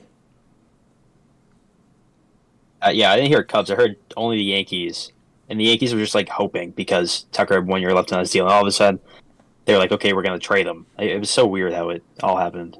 Yeah, I'm glad it's not the Yankees though. That would have been awful. yeah, Not for Yankees fans. yeah. Yankees fans they would have said he was better than Soto. I know, and then they would have started this whole thing like, we are the we're the best organization. We fleeced the Mets. We didn't even have to sign that guy. I mean, hopefully they don't sign him for agency. The Cubs should try to extend Tucker if they're. I assume they'll try to, but I mean, I see people saying he's going to get the third largest contract ever behind Soto and Shohei. He is young, so that's the only reason. That is nuts, though. I mean, he's definitely nasty, no doubt, but I don't know if he's that good. That money good. He's definitely good. Yeah, it might just be the way that the whole market's going. Like Vladdy's going to be up there too. All these guys that are young and superstars are going to be getting 400 plus. Yeah. Yeah, if Durant has another season that's like absurd, he's obviously not going to get that money, but he's going to get a lot. Yeah, it went from him making league minimum his whole career to he'll probably get a couple hundred. Yeah. I mean, if he had a season like he did last year again and maybe improved, he might get something disgusting. Like some obscene amount of money.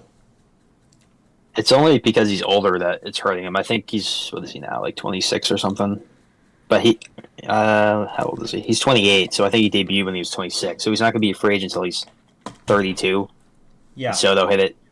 Soto hit it at 26, and Durant debuted at 26. Yeah. So he'll get probably like a 6-7 year deal, but it might be 30 million a year. Yeah. That is true, the older thing. I didn't know he was 28. I thought he was like 26. Feels like he's younger just because still one of the fastest guys in the league, and he's pretty cool. Yeah. He needs a tennis racket. Yeah, that's what we'll title the title episode. Yeah. Durant's tennis racket. I put. I'll let you say one after this one. I put Luzardo to the Phillies. I'm not like surprised they traded him. I just thought that was kind of a weird place for him to land. I kind of thought they had like a set rotation, to be honest. But like, what do they have? I mean, that's got to be one of the best 6 pitchers and you could ever have. I mean, they have incredible pitchers. Yeah, I mean, I'm not going to disagree with that. It's probably the best rotation in the league. And they didn't even pay that much. Yeah. So I wish the Sox were all over that. I know that was a big error. I didn't know that he was on the market. I knew he was like in the past, but when I saw him to the Phillies, I was like, I mean, what do they have? Suarez, Nola, Wheeler, Sanchez. Yeah, and then Luzardo. I mean, that's their 5. Good God! And they have like one of the number 1 prospects, Painter. Yeah, I thought he was actually going to be pitching this year. They're scary. They're scary. Sticking with pitching, I went with the Mets only signing. Well, they signed Manaea, but I kind of knew that was going to happen. But then signing Holmes and Montas to fill a rotation, yeah, like that is bad. How do you go sign Soto and then that's who you like supplement the team with? I mean, big question marks. Holmes is terrible. Montas and now he's done it before. He's gonna go pitch. I don't know if he's gonna pitch good. He'll go pitch 6, 7, 8. He's like Pivetta probably as a comp. Like he'll go pitch a ton of innings, put up a 4 ERA, and win half his games. Like nothing crazy. He's a solid 4 or 5 starter, but they have him as like their 2 right now. I know. Or 3, I guess, with Manaea and Senga. We're gonna probably touch on this again pretty soon, actually. Yeah, I'll just wait on that one. What I was gonna say is I could see them getting Sasaki maybe, on some like lucky shit. I mean, I wouldn't if he goes there. That would be pretty that might kind of fill out that void of them being bad. Yeah, that'd be horrible.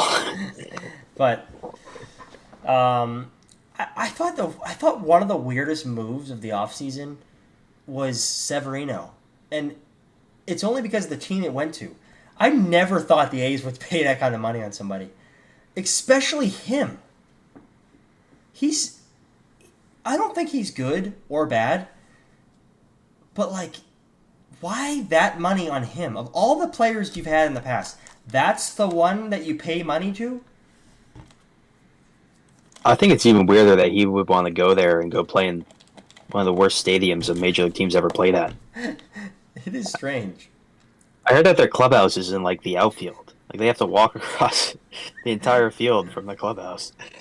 Like, I get he's getting a decent money, but that's like to play in front of 10,000 fans and have horrible facilities. Like that's not worth it.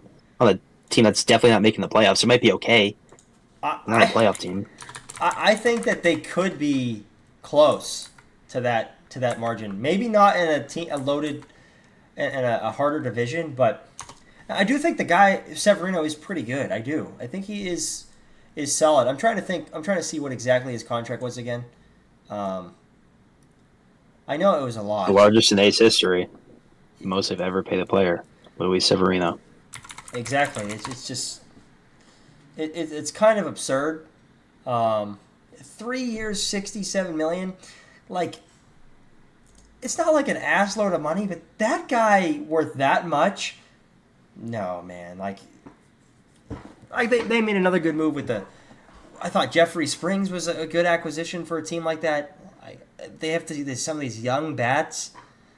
Hey, Severino's their ace, I guess. You know, they're rolling with it. Maybe he'll beat somebody up on his way from the outfield out. I don't know. Yeah, it's like coming in from the bullpen, except you're coming in to start. Yeah, it's like coming in from the clubhouse. It's like a wild thing coming in. It makes sense that the A's went after a 3 or 4 starter on most teams to be their ace. Like that's just how the A's operate. But Springs is a solid move. They also traded a pitcher that was going to be in their rotation for Springs, so it was like a minor upgrade. I think they traded like Bido or whatever his name was. He had some decent starts last year, but I don't know. The A's just that division's too good for the A's to even crack the top 3 probably. I think that they will be a competitive team. I don't know if they'll win playoff games. They're definitely not what the A's have been the last. Like even last year, they were pretty solid, better than people thought. But like the years before that, they were free wins pretty much, like what the White Sox are. Yes, but if Rooker does what he did last year, and Lawrence Butler does what he did last year, that is a really scary duo, and that could be lethal, especially with some more younger guys playing baseball for them. Like they could be offensively decent, especially with the ability of like having the potential of Springs and Severino to be decent starters. Their bullpen really was pretty good. Urseg was a great acquisition by the Royals, but like when he was there, if they had him and Miller, like that's a pretty great 8 and 9. Having Miller having one of the better closers in baseball, I don't know. I just feel like they have some upside to the past, like you said. I think that they're going to be interesting. I'm excited for them as much as they're not great. Definitely interesting, especially like they said they're going to start spending more money like leading up to their move to Vegas. But like that's not a long-term deal. He's going to be gone basically by the time they're in Vegas, I think. I don't know exactly when they're moving, but it's almost like they should trade away all their good guys and then load up for when they're going to be moving. Yeah. Like trade Rooker while he's super valuable. Trade Miller for a bunch of top prospects, and then go all for it as soon as you move and have the best team, and it's going to be super exciting for the fans. God, the Red Sox would be an amazing candidate for both of those players. Miller would be amazing. That'd be so cool. He would be disgusting. I mean, I don't even want Rooker because of I don't know what he's going to do. But man, if we he would have to DH. If we had his bat and his stats last year, crazy how bad he was for some time too. And like when he was playing the Red Sox in the first series against us, I think he was like 0 for something. Like he was 0 for 40 or something like that. Yeah, I'd never seen a worse hitter in my life. He was swinging at pitchers that were like outside of the left-hander's batter's box. Yeah. I don't know how he turned it around like he did. That was crazy. And I honestly was a big fan of him because he's like pretty cool on, pretty engaging with fans. Like tries to explain things about baseball to people, which I do like. I think it's cool when athletes take the time of their day to like go on Twitter and explain why this pitch is better than it looks. Explain why this pitch is harder to hit than it looks. It's pretty funny how he schooled some casuals on Twitter last year. He said Pavetta's the toughest pitcher he's ever faced. Fuck. Maybe we should sign him back for $21 million. We'll be getting the qualifying offer pick for Pavetta, so I'm all set there. Hopefully we sign somebody nasty. Yeah. So I want to do this segment of best available guys and where we think they're going to land. And like we could kind of pick together. I didn't predetermine any of these. I kind of thought about some of them briefly, but the best available players, the first one I have is Roki Sasaki. I don't think he's going to go to the Dodgers. I think the Mets are a chance. Unfortunately, I think the Yankees are a chance.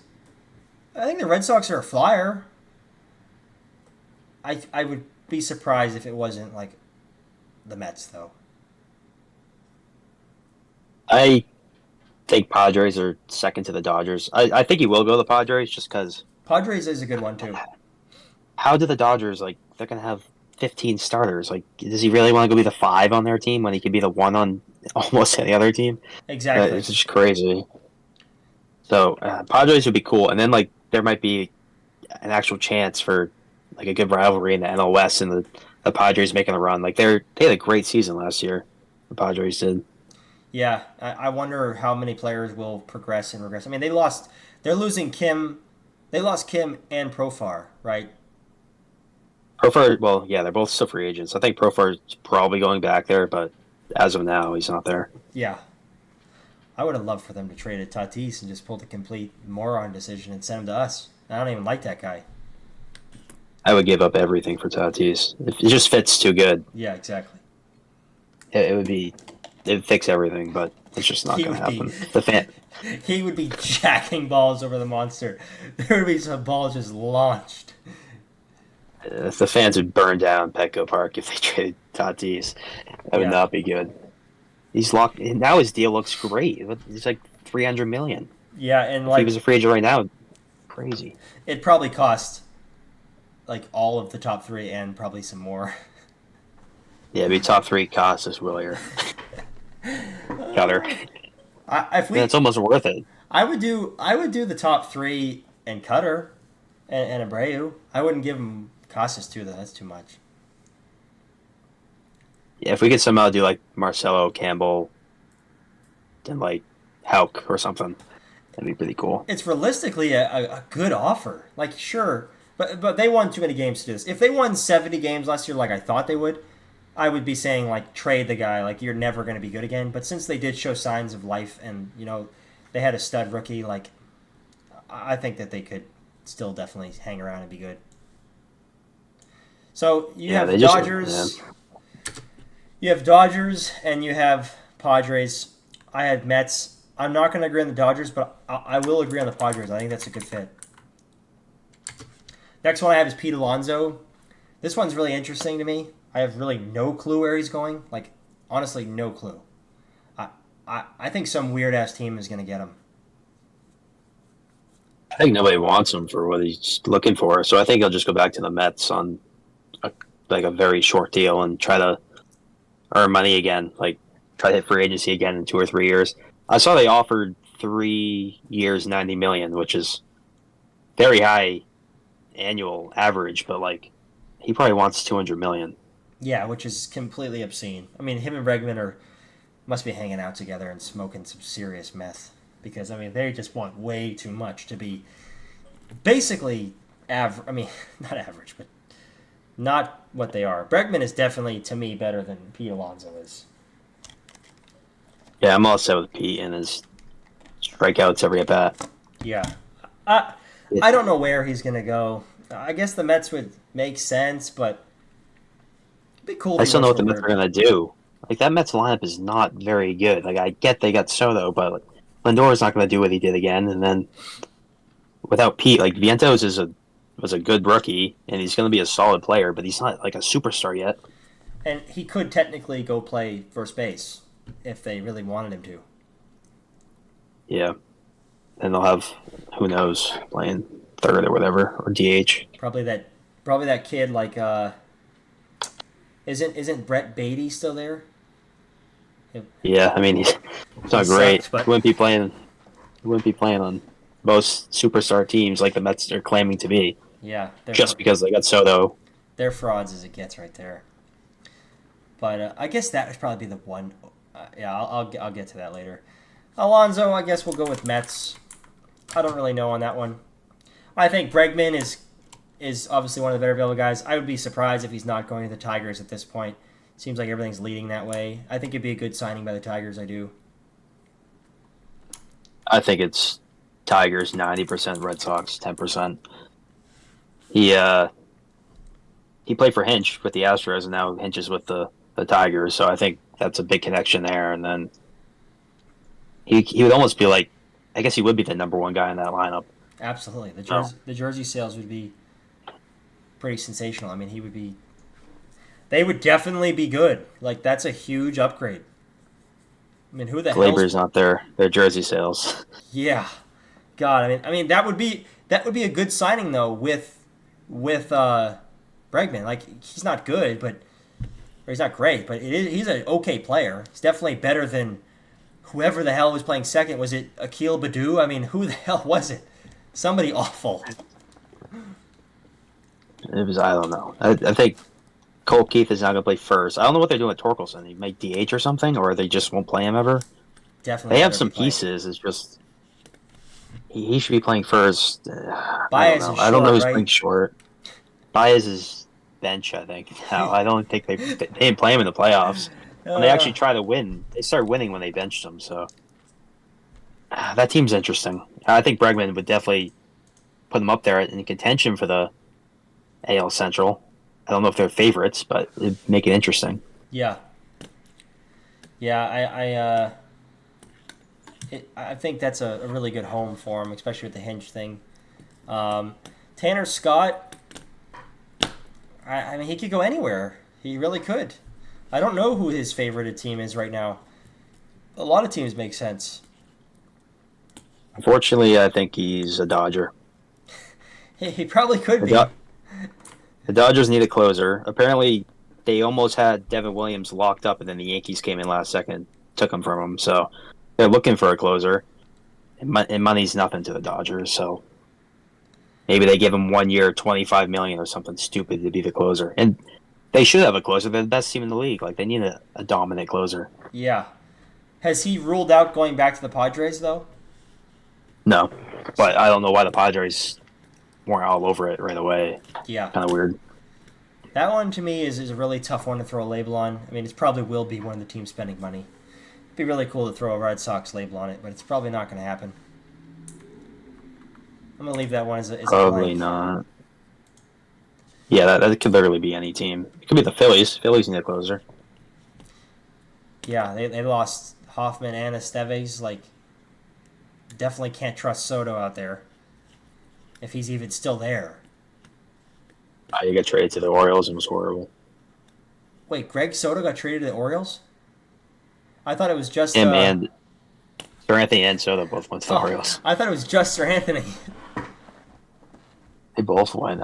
Yeah, they did both go. Wow, it's two awful relievers. Just to win no playoff games. Anthony Santander... I don't know. Hopefully not the Red Sox. Yeah, I mean, I could see like the Yankees pulling one out with him. I just don't know where he fits with the Yankees. Like, Yeah. I don't know. I think Blue Jays make sense. Orioles doesn't really fit anymore that they signed O'Neill. I think there's no chance there. In the AL, though, I really only see Blue Jays. Like, the Athletics should go sign the guy. Like, go get anything that you can at this point. He did hit like 44 homers or something crazy. But I was looking at stats when the Red Sox said they were interested, and it was like he had a 3.05 on base or something, which is horrible, and but he doesn't strike out. So it's like he just makes a ton of weak contact. I was like, this guy must strike out every at bat when he has a 3.05 on base percentage, but he just doesn't. He just makes weak contact all the time. It's so weird. Yeah, that is very strange. Um, I don't know where I would label him as going. He's another one that's I'd have like to look at all the outfields. He's actually a decent defender. Nothing, nothing too special though. definitely. I don't think. I think the Red Sox have would be idiots to do that one. If he comes to the team and hits 44 home runs, I'm not gonna be mad. But I don't know where he plays on our team. Brady would almost certainly be traded if that happens. I would He'd probably have to think. play some games at DH too, and he's gonna bat top of the order, and he's gonna bat 220. Like, I just don't want that. Yeah, It's not what we need right now. I'm all I'd set with rather him. sign Bregman. Bregman's gonna hit 280. Sounds much better. Yeah, Probably the same amount per year too. Just longer deal for Bregman. yeah. That's another one we'll leave as blank. Jack Flaherty.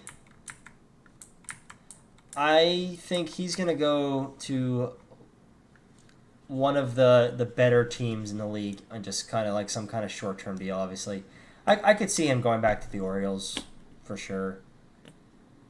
I had the Royals down. I think they're gonna sign somebody to replace Burns, and he just kind of makes sense. Yeah, I think that would be a good move by them, even though it's not replacing Burns. And then Haesung Kim, I don't know where he's going either, but I think that he could be a Dodger.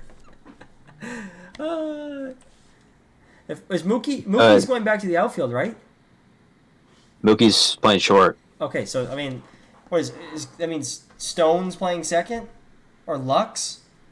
Lux is gonna be playing second. Yeah, they could definitely sign him, or the Padres could re-sign him, or the Yankees. 'Cause, yeah, their outfield, the Dodgers, is gonna be Teoscar, Edman.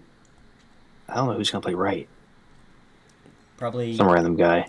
Oh, I said they signed Conforto. what about is Outman still there? Yeah, he's not. I mean, he's okay. Or what about the guy that like that guy? What's his name? Definitely missing somebody. He's got a weird name. I just remember seeing his fantasy transactions. He's got a really strange name. Like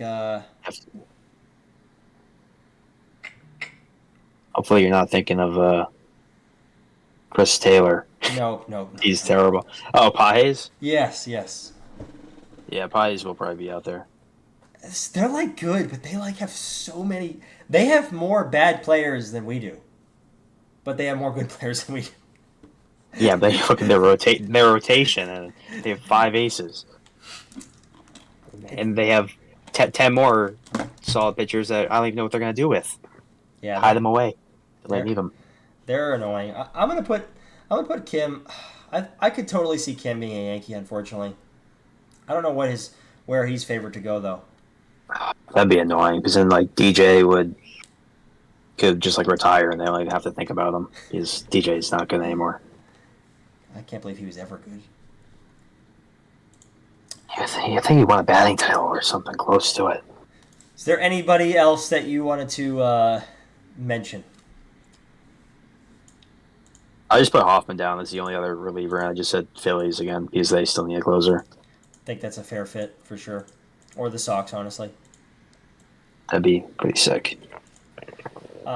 Most overrated transactions or players still available. I put Santander in there.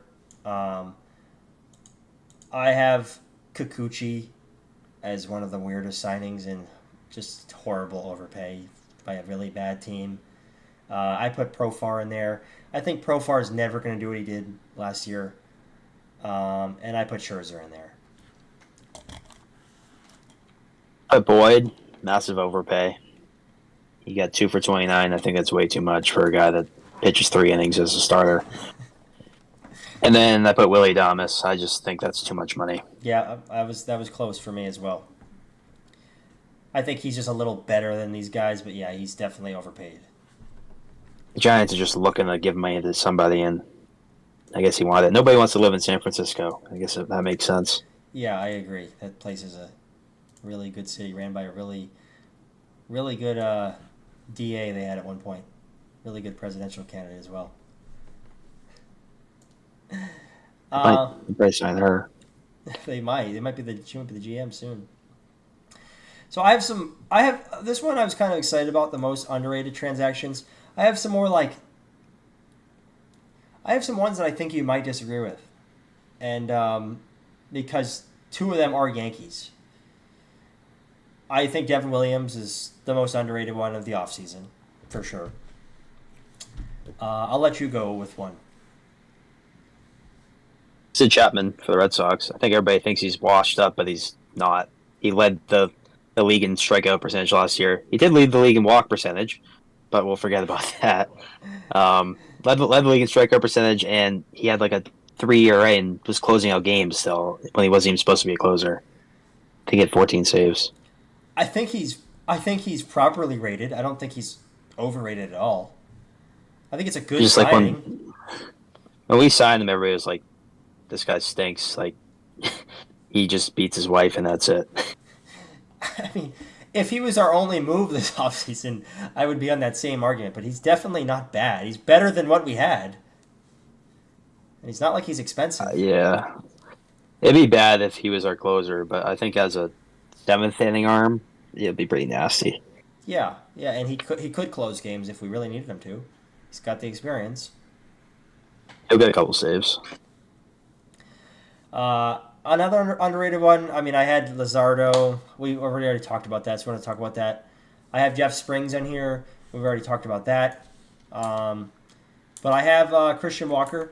I think I don't know what the Astros are doing, but it's a good signing. Good replacement for what they had in offense. I think they have some young guys that will definitely produce per usual, and I think they have one of the best hitters the world has ever seen. So, I think that's a good piece for them. They needed a first baseman. It's pretty good in that ballpark too. The very short left field fence. Yeah. Pretty short to right too. It's actually a really good hitter's park, and I mean I was a big Christian Walker guy last year. I had him in fantasy and watched him a lot. So yeah, he hits like 30 homers a year. He's pretty good. He could totally not totally. What if he turned into Jose Abreu though? Then at least the Astros were smart and were just like, we're going to eat that contract. Yeah, I know. Not force him in the lineup Not every just, day. yeah. I think they sent him down or something crazy. I don't even know how they were able to do that. But, yeah. Another underrated one I had was Shane Bieber back to the Guardians for only 2 years, 26. Yes. Like that's a pretty good steal there. I know he had longer. I don't know if it was longer or just higher value deals given to him, but like he wanted to just go back where he was familiar to rehab because he's not going to be healthy, at least like for the first half of the season. Definitely a great signing by them. I mean, when he comes back, he's no doubt going to be at least solid. He is really good. I think the Sox might have offered something. They said they were in on him, but clearly not. I mean, the Red Sox have a really good medical staff too, so I'm surprised he didn't want to take our money if we gave him enough, but we probably didn't. Yeah, we probably offered something similar to that, honestly.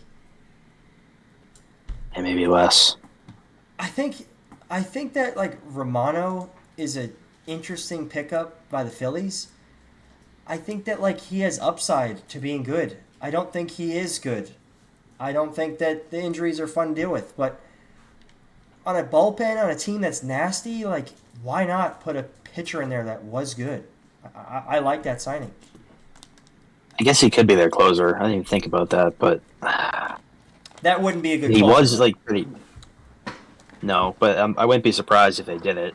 They just let him have the closing role because he's only closed. That's all he's done with the Blue Jays. So yeah, I mean, if for another really elite team like that, they should have a better closer. But I mean, as a eighth inning guy. That is pretty solid. Yeah, I mean, we would have all been happy as Red Sox fans if he was to sign.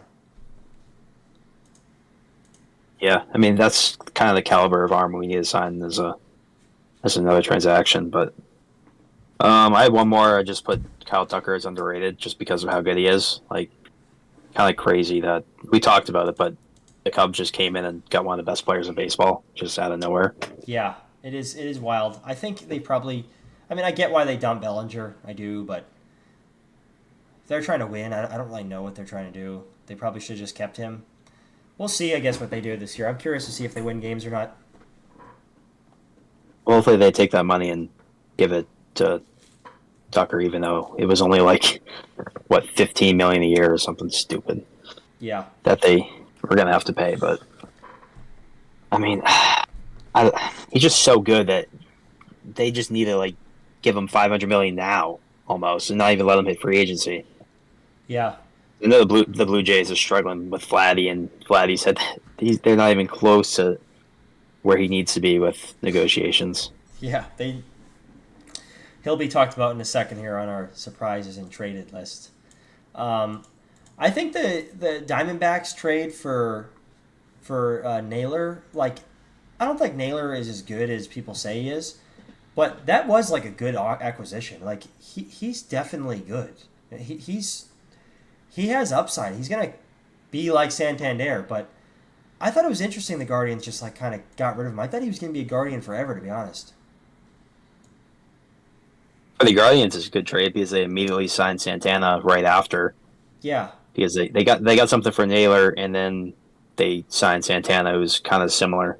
yeah, But Naylor's gonna be solid for the Diamondbacks, but like I don't think he's better than Christian Walker, so that kind of is annoying.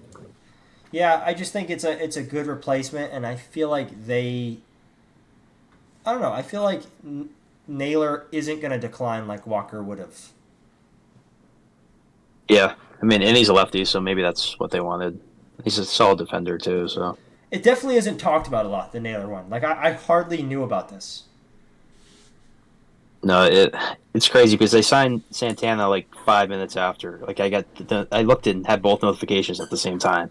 Yeah, It's pretty crazy. that is nuts. What do you think of the Goldschmidt signing? I think he's going to be better than Bellinger. I don't think he's going to be the Goldschmidt we remember, but I think he'll be solid. Like he was still really good against lefties last year. He had like a 850 OPS or something. I don't know the exact number, but he was good against lefties. He still hits, but he started striking out a lot, and his power's gone down. So for 1 year, it's better than Ben Rice would have ever been for them. So Yeah, I think it made him better. I don't think it made him drastically better. I do like the signing, though. I think that he has upside and could bring some more, veteran presence to a team that has some of it, but doesn't. I don't know. I thought Soto was kind of a shitty teammate. I don't know. I think Goldie is a good guy to have. It's gonna suck that he's gonna be a Yankee. Like I'm obviously not gonna like him. I never really did like him, but I think that's a pretty underrated signing. What was he like? 8 million, 10 million? Wasn't a lot. It was like low teens. It was like 13 or something, Yeah, which still isn't a lot. But it's way better than them going out and signing like Alonso or Walker or one of those guys. I'm still happy that yeah. this is the route they took. Especially because Because it's if they short got term. Walker, yeah, which I don't know what they're going to do after this year. It might be Ben Rice time. Yeah, he's really good. Yankees fans, if you're watching Ben Rice, we're scared of him. So play him. We are the 3 homer game he had. We know that's going to happen every time. So put him in the lineup because, man, he's good. Crochet would have a tough time with him. That'd be bad. It would just make him look so bad. Oh my god, I can't believe that guy hit 3 home runs in a game versus us. Had to be versus Cutter, right? Probably, I don't remember. It had to be I just Cutter remember he or said pick him in fucking. fantasy. Yeah, He was catcher eligible, so like people were picking him up like crazy in fantasy after that one good game, and then he batted 170 the rest of the year. guy's awful. Definitely has That no was actually going upside. to be their first baseman. That's good. That's No, really good. He's probably going to play maybe their versus catcher. some righties sometimes. They did trade their backup catcher, so maybe Ben Rice will be behind the plate. I mean, they traded their backup catcher to a really bad team.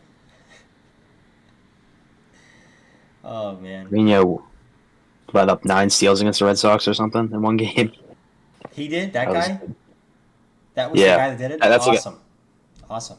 Yep. Maybe we should get Stroman and just get the duo of letting up steals. Just let him just. I hope Stroman pitches every game versus us because I mean he was awful versus us. It's bad. I don't know if he will be in that rotation. I don't think he will be. No, I imagine not. I think Yep. he was good for the first half of last year, and he is never going to be good again. He'll never pitch a good game again.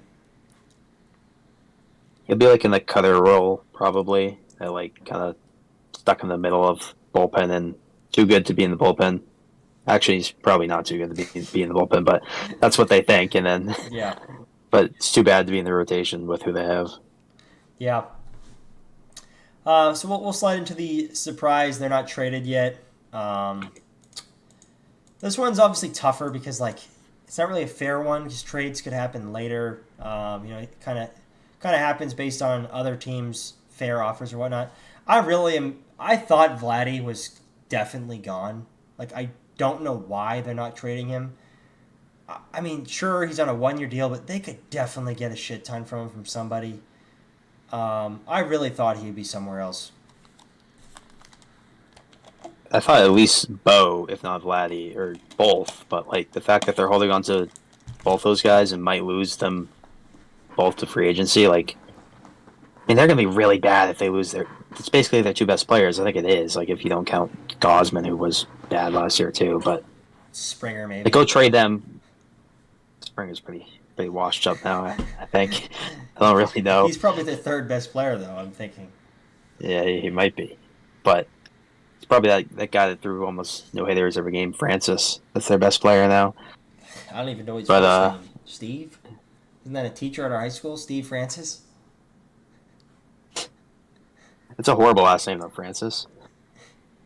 Um, I, I don't know like what they're doing with Vladdy. If they know they're not even close to negotiations, are they gonna go up that much more in free agency?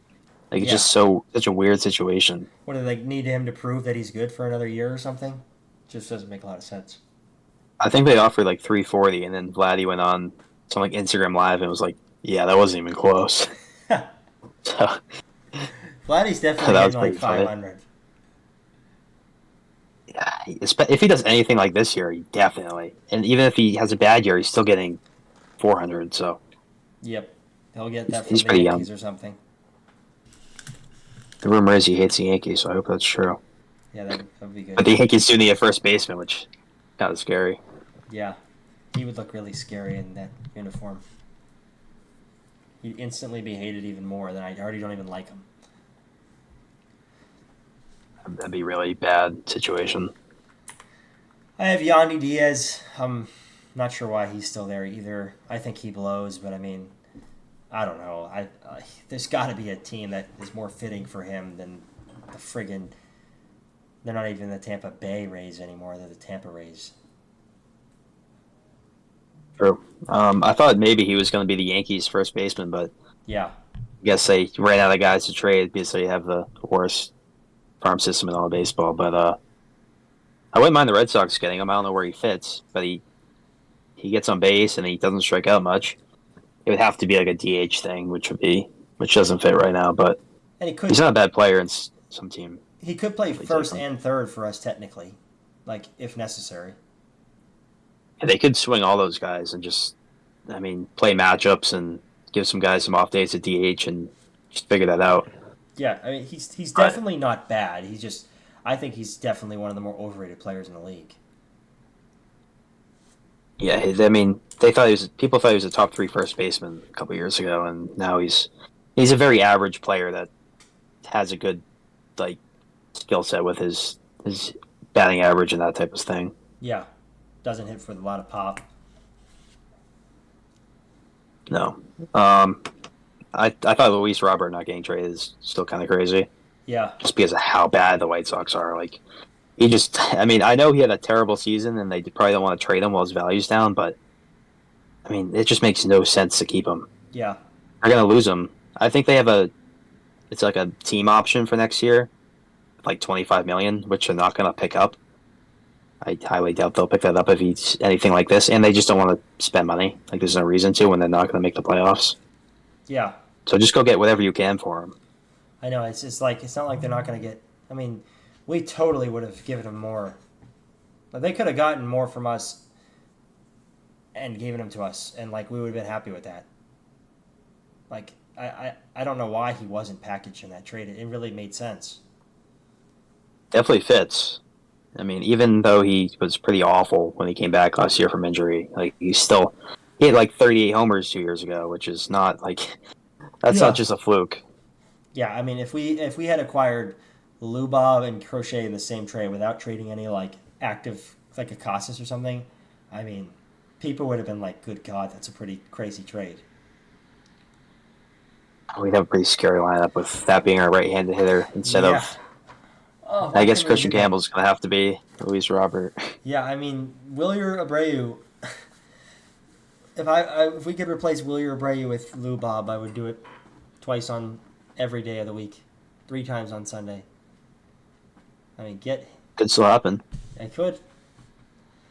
I thought Unlikely, but I thought Sonny Gray would get moved, just due to like them seem like they're basically just going to be awful forever. I don't really know what their plan is. I mean, Jordan Walker is their best player now. I don't, they're pretty terrible. Card Walker's he's been pretty bad. They're pretty terrible. Some other pitchers I had was just any Mariners pitcher, like just Yeah. literally any one of them. Like they still haven't signed anybody. Like they have to go get some hitters or trade for some or do something, and So they're going to Rosarena be still fine if there? they get. Yeah, he's there Wow, with his 220 batting average. he had a bad year, but still an okay fantasy year. He'll probably have a much better season, but he's not like it still doesn't make them an elite team. Julio should have a better year too, I'd hope, or else he's completely Yeah, ass. he had a pretty good last couple weeks. Yeah. I think another guy that kind of a random one that like isn't an elite player, but I thought like Cal Quantrill would get traded just due to the Rockies. I think that they could get something for him, and he had a pretty good year, and he obviously pitched in Colorado, which isn't easy. Definitely think they should have traded him if they don't want to spend any money. If they're trying to decrease their payroll, especially. Some average team would take him for sure. Yeah. I mean the Rockies, especially in that division now, that is Yeah. like just no reason to hold on to anybody. I mean, they lost their best player. No, they lost nothing.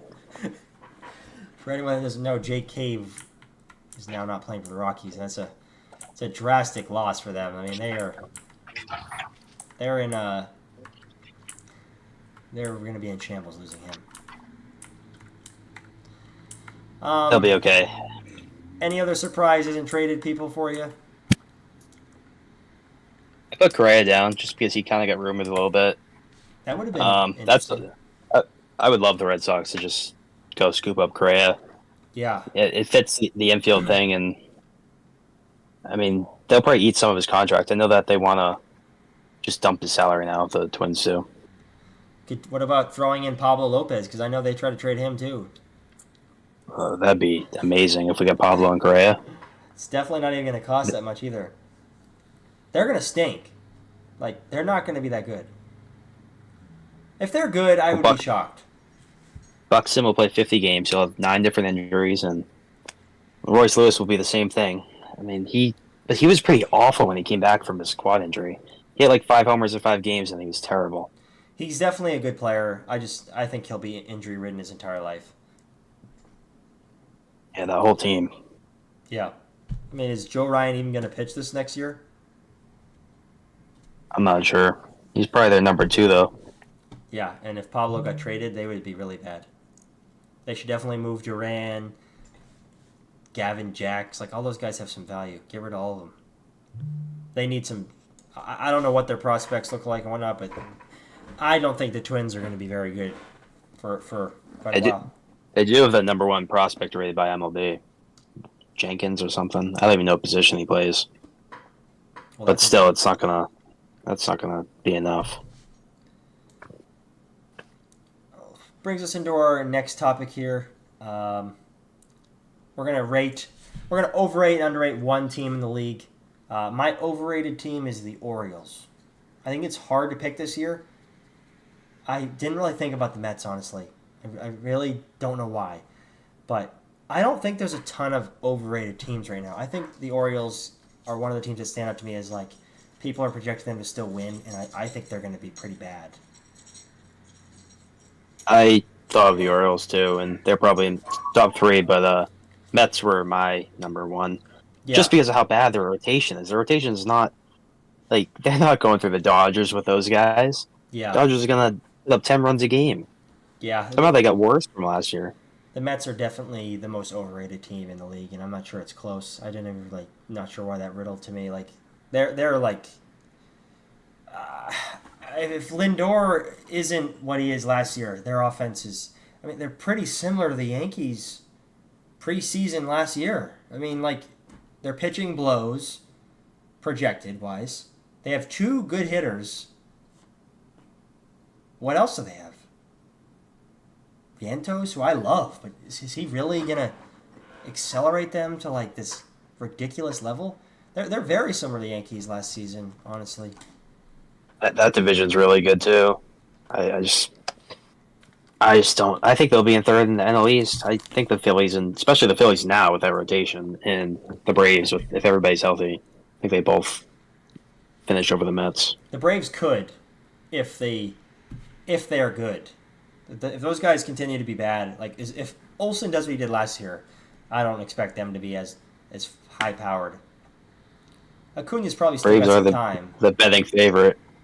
Crazy. Braves are the betting favorite, and their over under is 94.5, I second might highest in the league. I might have to hit that under.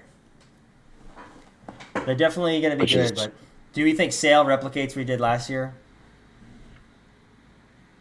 I think he could be a 3 ERA guy if he stays healthy. I don't think he's going to be a 2.10 ERA guy. Yeah. Still good. I mean, but Strider was like considered one of the best pitchers in baseball before he got hurt. Is he Like easily top five. is he game I don't one know if the though? ERA starts. I'm not sure. I can't imagine Acuna is. I don't know if Strider got the full Tommy John or the like modified one. Because the modified's only like 6 months and the full one's like 18 months. Yeah, I mean, if Strider's ready and Acuna's ready, and they're both like playing as good as they were, I mean, sure, they could definitely be back to that level, but I don't know. Yeah, I mean at least the Phillies though. I just don't. The Phillies offense is kind of digressing, but their rotation is it's got to be up there with the Dodgers, Well, if not better. you think the Marlins too, right? I think the Marlins will be with the White Sox. I think the Nationals will actually be good though. They'll be way better than the Marlins. Yeah, I mean, like obviously they're not going to win the division, but they could definitely get close to 500. I mean, they could be 75 wins. They've had a couple of signings in the last week. They signed Josh Bell to play first and re-signed Trevor Williams, which not like bad moves. They're small market moves, but they're good enough to add a couple wins. Nathaniel Lowe they traded for too, which isn't like crazy, but and that's another acquisition for a player that isn't they didn't have before. Yeah, he might play some first too, or some DH. They'll be average, but I think their pitching could be better than people thinks. I mean that Well, they Irvin kid, lost. Yeah, they lost Corbin too, who has been terrible. yeah, Patrick Corbin. he's probably one of the worst players in the league. But yeah, I mean, Irving could be disgusting. Like he's a Cy Young candidate, I think. That guy is really good. Mackenzie Gore is really good too. That's who they got for Soto, Yeah, or Gore. or Gore, one of them. Gore might be the person I'm thinking about to be in this conversation, but I think they're both good. They're probably their one two if I had to guess. Well, Trevor Williams actually could be up there. He's He's like solid. solid. Josiah Gray, if he didn't suck wiener the last couple years, I mean that's a huge miss for them. I don't know how he's so bad because he should be good. He was like projected to be a really solid young pitcher. Yeah. My underrated one team I have the A's. I have the Mariners. I think the A's will be better than people think, just because people still think they're the A's. Yeah, But I think the Mariners might win that division, just because their pitching is so good if they don't trade anybody. It's yeah, too good. They have to score some runs. They just can't be last in the league in runs like they've been in the last couple of years. yeah. There's just no way Julio and Randy are even like what they were last year. Like they're gonna do better combined. Like they're just and they're gonna make some kind of move, like something small. They'll get somebody. I mean, they have J Rod in center, Randy and right.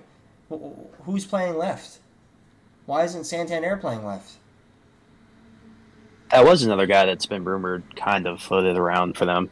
That would be They had great. Cal was really good last year, really good defensively too. Cal Raleigh and they have Rojas. Is Rojas in the outfield? He might be. I think he Oh, and plays. they who's a really fast guy they have now. Oh, Victor That, Robles. yeah, I think he's in the outfield. Yeah, he is. Yeah, if he's gonna play every game, I thought he was more of like a platoon guy. But if he's playing every game, he's definitely a decent third outfielder. He's not gonna hit for what they need though. They need like I don't even Hey, know if they first need. baseman. I don't even know if they need home runs. I think they need like hits, not Yeah, they had striking Jorge out. Polanco batting 180 most of the season. Yeah, and him and like J.P. Crawford. I mean that team is just they just scream mid, but they are good. Like they definitely are good. Nobody's circling them They're and not even, saying yay. just spend a little money. Like all their pitchers are cheap besides Castillo because they're all on rookie contracts. Rosarena's, I don't even know, he's not getting paid a ton. It's only Julio that's making money. Yeah, and like they're being way too stubborn with their trades. Like to be fair, the Red Sox offered to them, they should have slam dunked it and taken it. And they were getting two lefty bats. Like what were they thinking? To not take Casas and Yoshi, which I heard was an offer for Castillo, like that's mind-boggling to me. That instantly fixes their complete offense's failures. They get two guys that don't strike out at high rates, and they get two guys that walk. Is really dumb because Castillo might be their 5 next year. I wouldn't be surprised if that's the case. Kirby and Gilbert are definitely better now, and Wu and Miller like could actually end up being because Castillo's kind of digressing. Yeah, He's not as good as he was. I he would have definitely been my fifth option of in the trade if we got him. Still a nasty 5. He'd be our 2. So that just shows how good their rotation is. Yeah, yeah. I cannot believe they were just like, yeah, we're gonna pass on that one. That's not enough. Oh, okay. We'll Can't we'll, even- pay we'll even take some of the Yoshi the contract on. 16, No, we don't want to pay Yoshi. 16 million a year to bat 300 He would when be that he lead their would franchise. dominate there too because they would play him 160 games. The team makes no sense, and eventually these guys are going to become free agents, Kirby and Gilbert, and they're going to lose them, Yeah. and their whole timeline to win is going to be over. If they don't win games this year, they're definitely gonna be less stubborn in the trades, and they're gonna move some of them. Like there's no doubt. Castillo will almost 100% be traded at the deadline if they keep him and they don't win. I hope so. They might just sell them all and go for the offensive route. It'd Yeah. be funny if they just switched up and sold half their From pitching. rotation for bats. They trade for a reliever from the Blue Jays and then just let him walk right back to the Blue Jays. That made sense. They should go get Vladdy. That'd solve all their problems. Oh my God, that would be disgusting. I bet George Kirby alone would get Vladdy. Oh, definitely. I mean, I guess Gilbert's now ranked ahead of Kirby, which is crazy, but like Yeah, that's Kirby's just got. Kirby doesn't I walk think, guys. I like that. Although he kind of did yeah, last year. yeah, but it's still like still like what Chapman does in one game, he does in his full season. Yeah, he's any of those guys would be awesome. I mean, I have like so many mixed opinions. Some days I feel like okay, I really wanted one. Some days it's like eh. I only wanted one if we were going to pay him right away. I didn't want one to just rot on their free agent contract and then or go to free agency and lose him. Like I only wanted one if we were like, yeah, we're going to sign and trade you. I'm glad we signed Bueller just so we don't even have to think about it anymore because now we know. Like, there's no way we're getting another pitcher unless it's Roki, and nothing else would make sense. Yeah, or maybe like some weird trade, maybe some depth guy Yeah, or if we get something. somebody nasty, unless we got like somebody like Cease or something crazy I and feel like traded. Abreu and Cutter is pretty reasonable for Castillo. Like, I feel like it's a pretty decent trade. Well, they don't even want to pay Castillo the 25 million he's making, so I don't even know if it costs that much. Yeah, I can't believe costs. If they actually offered, I think they did offer, or they asked for Costas, and then we were like, okay, eat all of Yoshi's contract too, and then they're like, no. yeah, that's so So that kind of ended stupid. the talks. So dumb. That owner could like buy the entire town that I live in, every home in it, and he can't afford to pay Yoshi. I mean, 16 million a year for a good hitter. They could so have thrown him in the outfield. So what? yeah, Just throw him out. that's not a tough ballpark to play left field. It's like, isn't it even throughout the entire stadium? Like they have no curves, no anything tricky. Pretty much, yeah. That stadium blows. It's one of the worst. It probably is the worst hitter's ballpark, but I think it's better for lefties, which makes even less sense. I think the Orioles has to be the worst now. Oh, they're fixing it. They're changing it Did you see again. that? They're bringing the wall in like another 30 feet now. Yeah, okay. Orioles officially goes to my overrated team, and they're just junk. That organization's just a joke. They just Tyler O'Neill said he wasn't going until they told him that was happening. He's like, okay, I'll go. yeah. I'll go and be useful. Otherwise, I'd be hitting a bunch of fucking deep flyouts. Maybe Mountcastle will be good again. He had a couple. Tyler O'Neill had a couple home runs that were like, Yeah, that would be 50 feet in front of their old wall at Camden. yeah. I mean, he had a couple Maybe balls more. that were like this, That'd and be they out just of their kept going. stadium. But He'll yeah, probably hit 30 if he's healthy. He'll strike out no way he's 30 times healthy. every 30 games. No way he's healthy. He's gonna put his Orioles jersey on in friggin' their winter celebration. He's gonna get hurt. He will have like 5 random injuries, miss half the season. I can't believe he actually got hurt on the Cardinals putting his pants on. I really can't believe it's a real thing. That's He had a ridiculous. random leg infection this year too. That just all of a sudden he was just in the hospital for 3 days. He wasn't allowed to move. He's he's he's ridiculous. That guy. I liked him too. I would have loved to see him stay for a little while, but God, it just he's a strange duck. Yeah, I mean he got a decent amount of money, so good for him, I guess. Yeah. All right, we got 3 players that you expect to get better in the MLB. This I expected you to take what I said correctly, which is basically like young players, not like Julio getting better. I mean, if you did that, that's okay, but that's kind of what I meant. My first one, I chose Lawrence Butler. I think Lawrence Butler will evolve into a good player. I do expect that from him. I got Wyatt Langford. I think he'll I like that one a lot. be a lot better. I mean, he kind of showed flashes of it last season, but he finished with like a 740 OPS. I expect him to have like a 850 OPS. And he's kind of fast. He's pretty athletic too, so Yeah, I'm a I big think he'll fan be a of lot him. better. I think he's going to be pretty disgusting.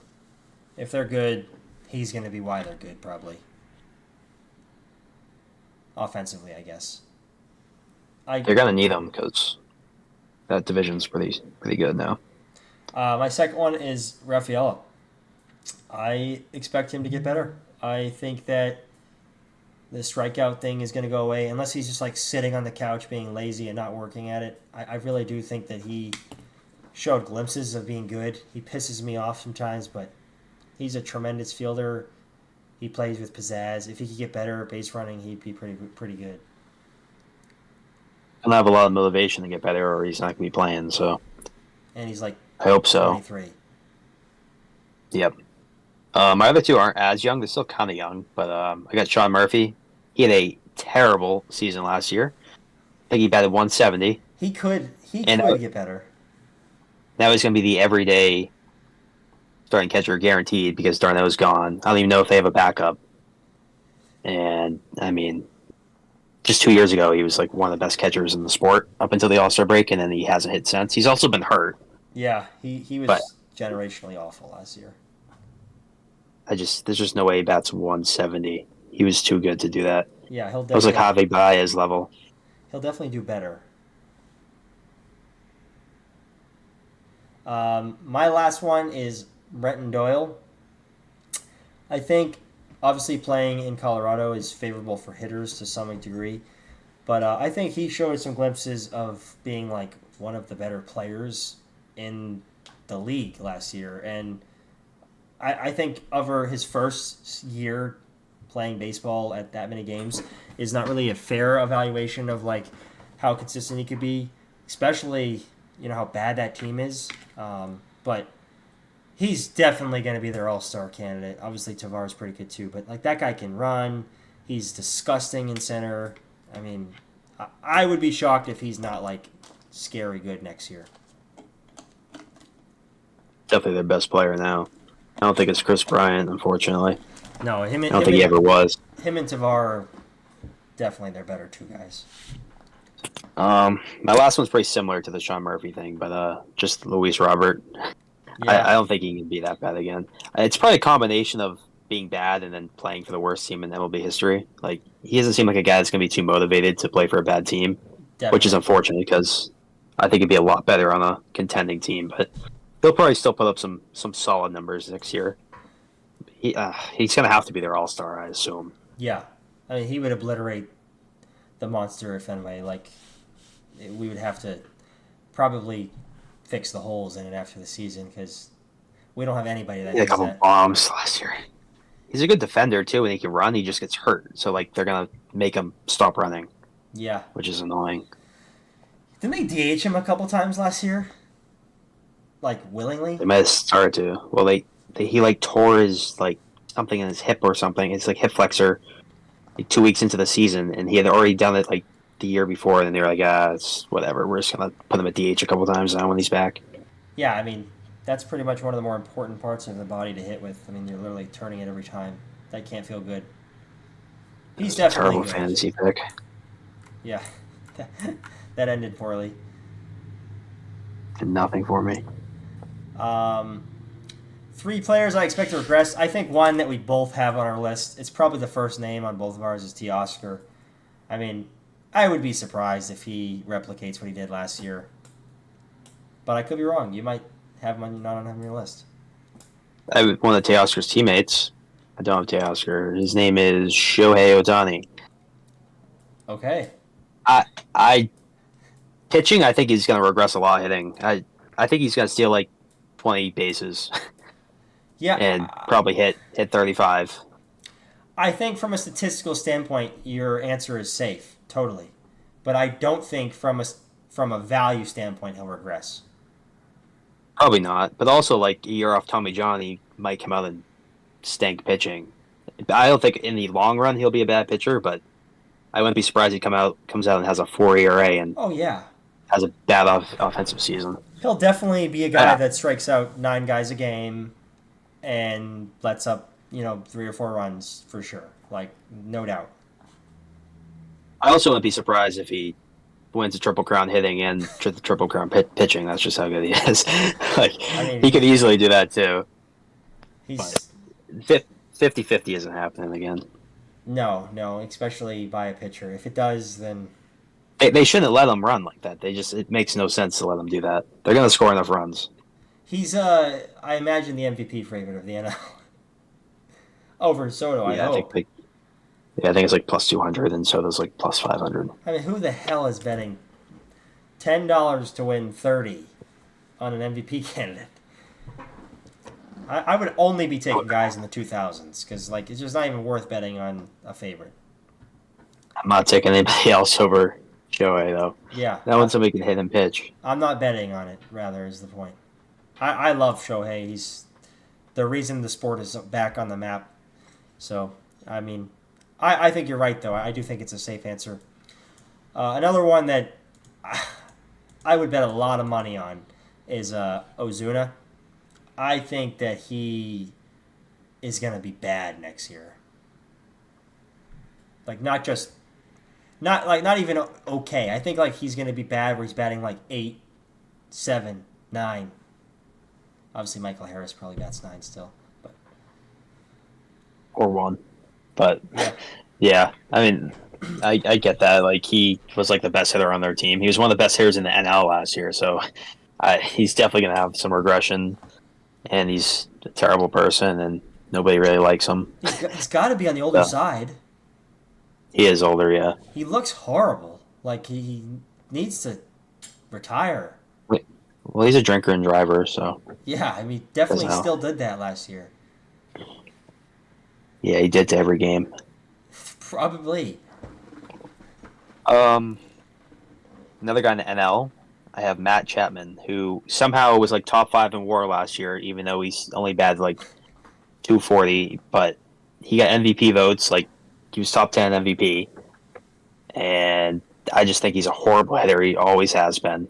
He's gonna hit his 25 homers, but he's gonna bat 220 and strike out a ton. So I'm all set with Matt Chapman. Yeah, he's definitely not great. I think that he's overrated every aspect of his game. I mean, he's definitely a good fielder, but he's not like the best I've seen. I saw he's regressing. I didn't even know it, but like when I looked him up a little bit, and people were like, "Yeah, he's a very average fielder now," and he was like somehow a top 10 rated by WAR player last year, which is why WAR. I don't even know how that's calculated when Matt Chapman's top 10 in WAR. Yeah, that's a definitely an example of why WAR can be fraudulent. I saw an OPS statistic too that said that who was it? Oh, the outfielder for the Giants there. Um, he was really good last year. Probably will never even have an OPS of 500 again. But he was Was it Fitzgerald? no. It was like it's something Spanish. I might have it up. Oh, I might know who you talk about. I forget though. It's like I think it is Ramos. Yeah. I mean, he was like 37 or something in OPS, and obviously that's not like crazy high. But that guy, if he does that again, like yeah, I don't know. He was they were really honestly pretty bad last year. Like their record was way better than I thought. I thought they were one of the worst teams in the league consistently. I had a lot of players that were like very streaky and kind of just did not fit into their winning. Yeah, I mean, Jung Hoo Lee missing the whole season too. I mean, he's another kind of average. He's probably above average player, but when he comes back, he's not going to save the franchise. he's like a good fielding Yoshi. Pretty much, yeah. It's crazy how Just like he's valued at so much more than Yoshi. Yoshi's probably a better hitter, Yeah, but obviously playing center field is valuable. and Jung Hoo is definitely a better base runner. Like, I mean, Yoshi Wheels is pretty fast though. Yoshi has better running form, but he's way slower. My last player for regressing is another inevitable one. Is Santander. Yep. No way. I don't need to even describe that one. I used to look at him as a silver card in MLB The Show, and that's all he was to me. He was a good guy I could draft in the Battle Royale mode. And he had 44 nukes last year. Never happening again. I'm not going to disagree with that one. My last one is Marcus Simeon. He's kind of already declining, but I don't think people realize that he was declining so much. And now I got him falling off a cliff. I think he's done. Bad like 230 last year, which is like crazy because he was like one of the best second basemen in baseball. Yeah, he could be now well he's done. kind of washed, I try to think which is of not like good for the Rangers. yeah, no, not at all. Their offense is with Adolis and him being bad. That's kind of scary. Like that's two pretty big pieces to lose. They still have so much though. Seager, like Langford's good. They got some good rookies, Jung and Evan Carter, yeah, they could be good. all those guys. Um, Bunch of random role players too. the thing about the regressing thing, I try to think of a guy like that was a good player that showed maybe signs maybe really late. I couldn't really think of any. I wanted to do one that was more controversial, but I really couldn't think of one. Like I don't think Jose Altuve is going to regress. I was thinking maybe Judge could fall off a cliff, but I don't think it's going to happen. I think Judge is going to put up some monster year again. I think Judge will regress, but he's still going to hit 50 homers. So, like, is that even bad? Yeah, exactly. It's At like, the same time, he could totally hit 70. You eliminate yeah, April I do last year, think he probably hit 70 or close to it. I think Soto helped him out a lot, though. Soto being on base for him. Now they're just going to pitch around him. He's going to have like a 400 on base, but he's going to hit 40 homers probably. Yeah, I agree. Just who are they going to pitch to? Not they're pitch everybody else except him, Yeah. unless somebody's able to step into that role and protect him. Like who's going to be hitting behind him? Bellinger probably. Goldschmidt in front maybe. I don't know. It's going to be a weird lineup now. I think it's strange that teams haven't figured out what teams do to him in the postseason. Like, throw him pitches that he has to think about. I mean, don't just throw him fastballs. He's going to murder them. Throw him something he has to think. Like, teams are murdering him in the postseason. I wonder why. It's almost like they're trying every at bat. I get it. Regular season's a little different, but holy shit, I'm so sick of watching him like just see a slider that even catches a part of the plate. That thing is gone forever. It's like they pitch around him, and then when they're down the count, they're like, "Okay, I'm going to try to groove one past him." Yeah. It's like, yeah, he's not looking for a fastball on a 2-0 count down the middle. He's just going to hit 500 feet. Yeah. But they need to attack them, and then if they're behind the count, just walk them. Like just walk them a million times. Exactly. I like your brother has told me, oh my God, Judge has many home runs. He's like, he's gotten so many bad pitches. That's why he has all these home runs. I'm like, yeah, he's gotten some bad pitches, but they're bad pitches because he obliterates them. They're not bad pitches to friggin' Rob Refsnyder because he gets those same pitches. I can assure you, those same bad pitches come down his plate, but they're not going over the fence. Refsnyder probably barrels him, but he's half the strength Judges, and Judge can miss hit a ball and it's still going to go 400 feet. Yeah. He's scary. That's why he's so good. He's It's a pop fly out of him.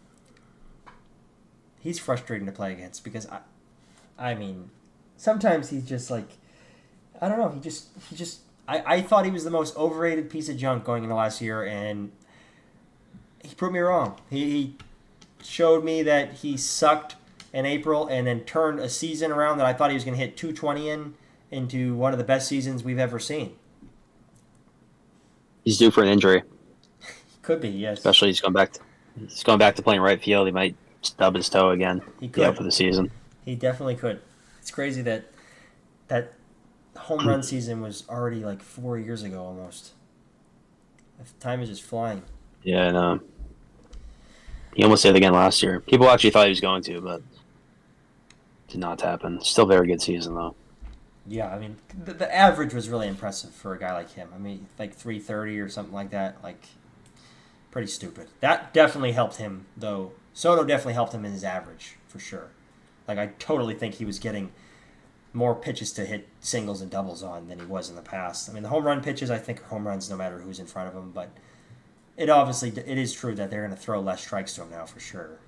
I would never throw a strike to him. I would walk him on purpose every game until they beat me and the other players score runs. If I started losing, I would stop doing it. But if I was up 4-0, I would never throw him a strike. Especially if he's batting third and it's like start off a game, 2 outs. Like, okay, guy on first, 2 outs now. Yeah. Just block See ya. him. Yeah, exactly. Especially with Story at short. Short, he'll just sling it to second, get him out. See ya. At least pitch around. Like, don't throw him a strike.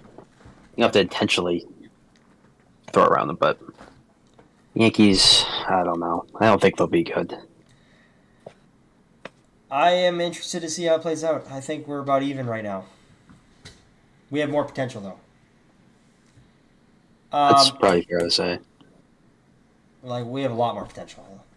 If Costas is good, that immediately puts us above them. But if they get somebody else in free agency, then they'll probably be above us before then. If they sign Kim, I'm actually scared. Like, that's not good. We don't want them to get him. They would have a really good defense. Like, scary good defense. Isn't Goldie, like, a great first baseman? Yeah, he's pretty good. I mean, he's pretty old now, so I don't know how bad he's gotten, but it's definitely better than whatever they've had. Rizzo was awful last year at first. Yeah, I saw some pretty Glaber's really bad, too. I hated when people were blaming Garrett Cole for that incident at first base. Like, I get why he should have went over there, but to me, that was like fundamentally bad by the first baseman. It was equally as bad. It was almost worse because like it's almost like Rizzo should have been running over, and then Cole's like, actually, no, I got it. Not Rizzo waiting for Cole to get there. Yeah, Rizzo didn't even like try. I know. That was really bad. Cole should have went probably, but I think Cole was like, "Hey, this is my former almost Gold Glove winning first baseman." Yeah, like Yeah, somebody decently athletic would be able to run over 5 steps to first base and touch the bag. yeah. So they just stood there. I saw a lot of former baseball players be like, "All right, Cole is not the one in the wrong here," and all the Yankees fans are like, "Fuck that guy, he's so bad now. Like, I hope we don't re-sign him. We lost because of that." Oh yeah, did you? What were you down 11-0? He pitched 7 shutout innings technically because none of those runs were earned. Yeah, that's crazy. He's nasty. I wish we would have did something with him. I would have fucking loved that one. God. He would have just stared at Rafi and been like, "Hey, I'm glad I don't have to face you today." He opted out for 5 seconds. Yeah. His contract. He definitely could have gotten offered more than that, I think. It wasn't even that many years, so probably, or at least something longer, like more money or more guaranteed money. And, yeah. All right, well, our last topic of the video today. If somebody has watched all of this on YouTube, I really appreciate it. By the way, I just want to mention that. That's awesome. And, I have so many long car rides in my life now because I have dogs. So, like, I love trying to find podcasts to listen to, although I really don't find there's many too good. But this is my controversial take. It's going to be one semi-controversial thing that you can almost guarantee will happen in the MLB next season. And my take is that every MLB division will have a different winner than it did last year. That's my take. And I'll go down and explain my reasoning. The Dodgers is the only one that scares me. But it could go away if they get hurt again. They could be a wild card team. Padres, Rockies, no, D-backs though for real. D-backs could do some danger. There's 3 solid teams beneath them. The AL East, I think, is up for grabs, totally. I don't think the Yankees win it again. I think something weird's going to happen. Like, the Red Sox might win it. I think the Orioles are overrated, but who knows what they do. Who knows what the Rays and Blue Jays do? They're weird as shit. They have bad teams and then win games. I don't know. I don't think the Yankees win the division, guaranteed. The AL Central, I don't think the Guardians are winning that again. I don't. That's going to be the Royals or the Tigers, guaranteed. If the Guardians win that again, shit. I'm out of luck, I guess. The AL West, you thought the Mariners were going to win? I could totally see the Rangers or the Mariners winning, or the A's. Don't see the Angels winning.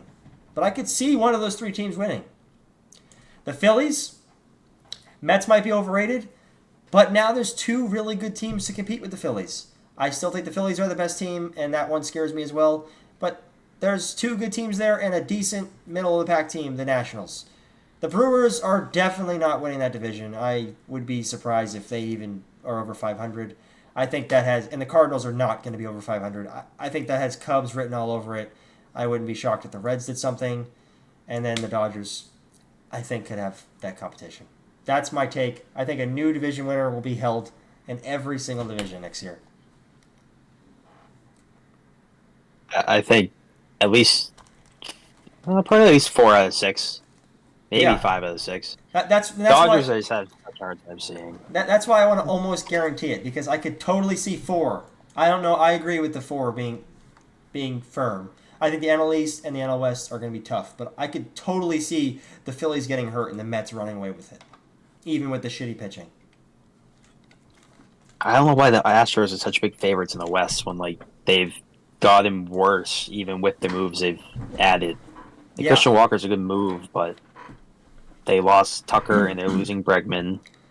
Their rotation's solid still, but like the other teams are getting better. Like the Rangers, they have DeGrom now for a full season. Yeah. Which is terrifying. I don't know, but I don't disagree entirely. I mean, it's not like a crazy take. Yeah. I definitely think the Centrals will have different winners. Yes. especially the NL Central. The East, I still think it's. I think it'll be Braves versus Phillies, so that won't be close. I think it's gonna go Dodgers, Padres, Diamondbacks in the West. But I can see the Padres winning like 98 games and losing the NL West or something stupid. Yeah. And if the D-backs, if Corbin Carroll has a 162 game season of like what he did when he won Rookie of the Year, I mean, like that's a big difference maker that I think could happen, and that's just one player. That doesn't go from all the other good players they have. Is really good. That division is just so loaded. It used to be the AL East, now it's easily the NL West. That is.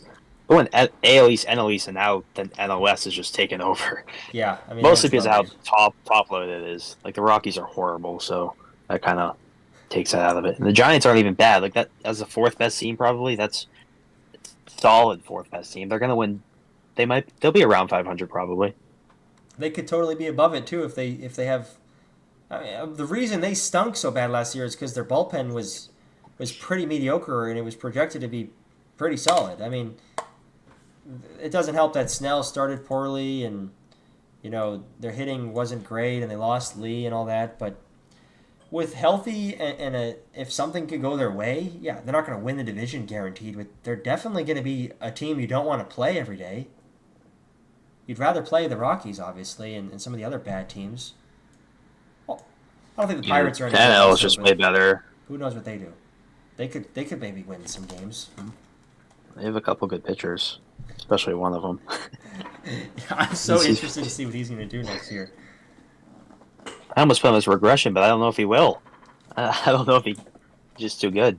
Yeah, I saw But the somebody say number, that he's incredibly overrated. That they expect him to be like pretty average next year, and I was like, under what logistics is somebody throwing a 96 mile per hour splitter going to be bad?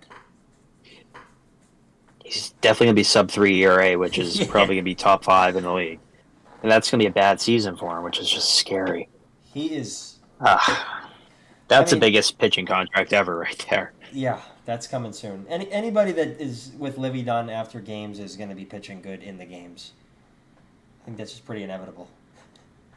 That must be why. Well, Shohei's gonna have a baby now, so maybe he'll just be nasty. Shohei's Shohei's got it going right now. He's got he's just He's got a decent life. he's he's making nothing right now, and he's still booty cheek loaded. His wife is on the prettier side,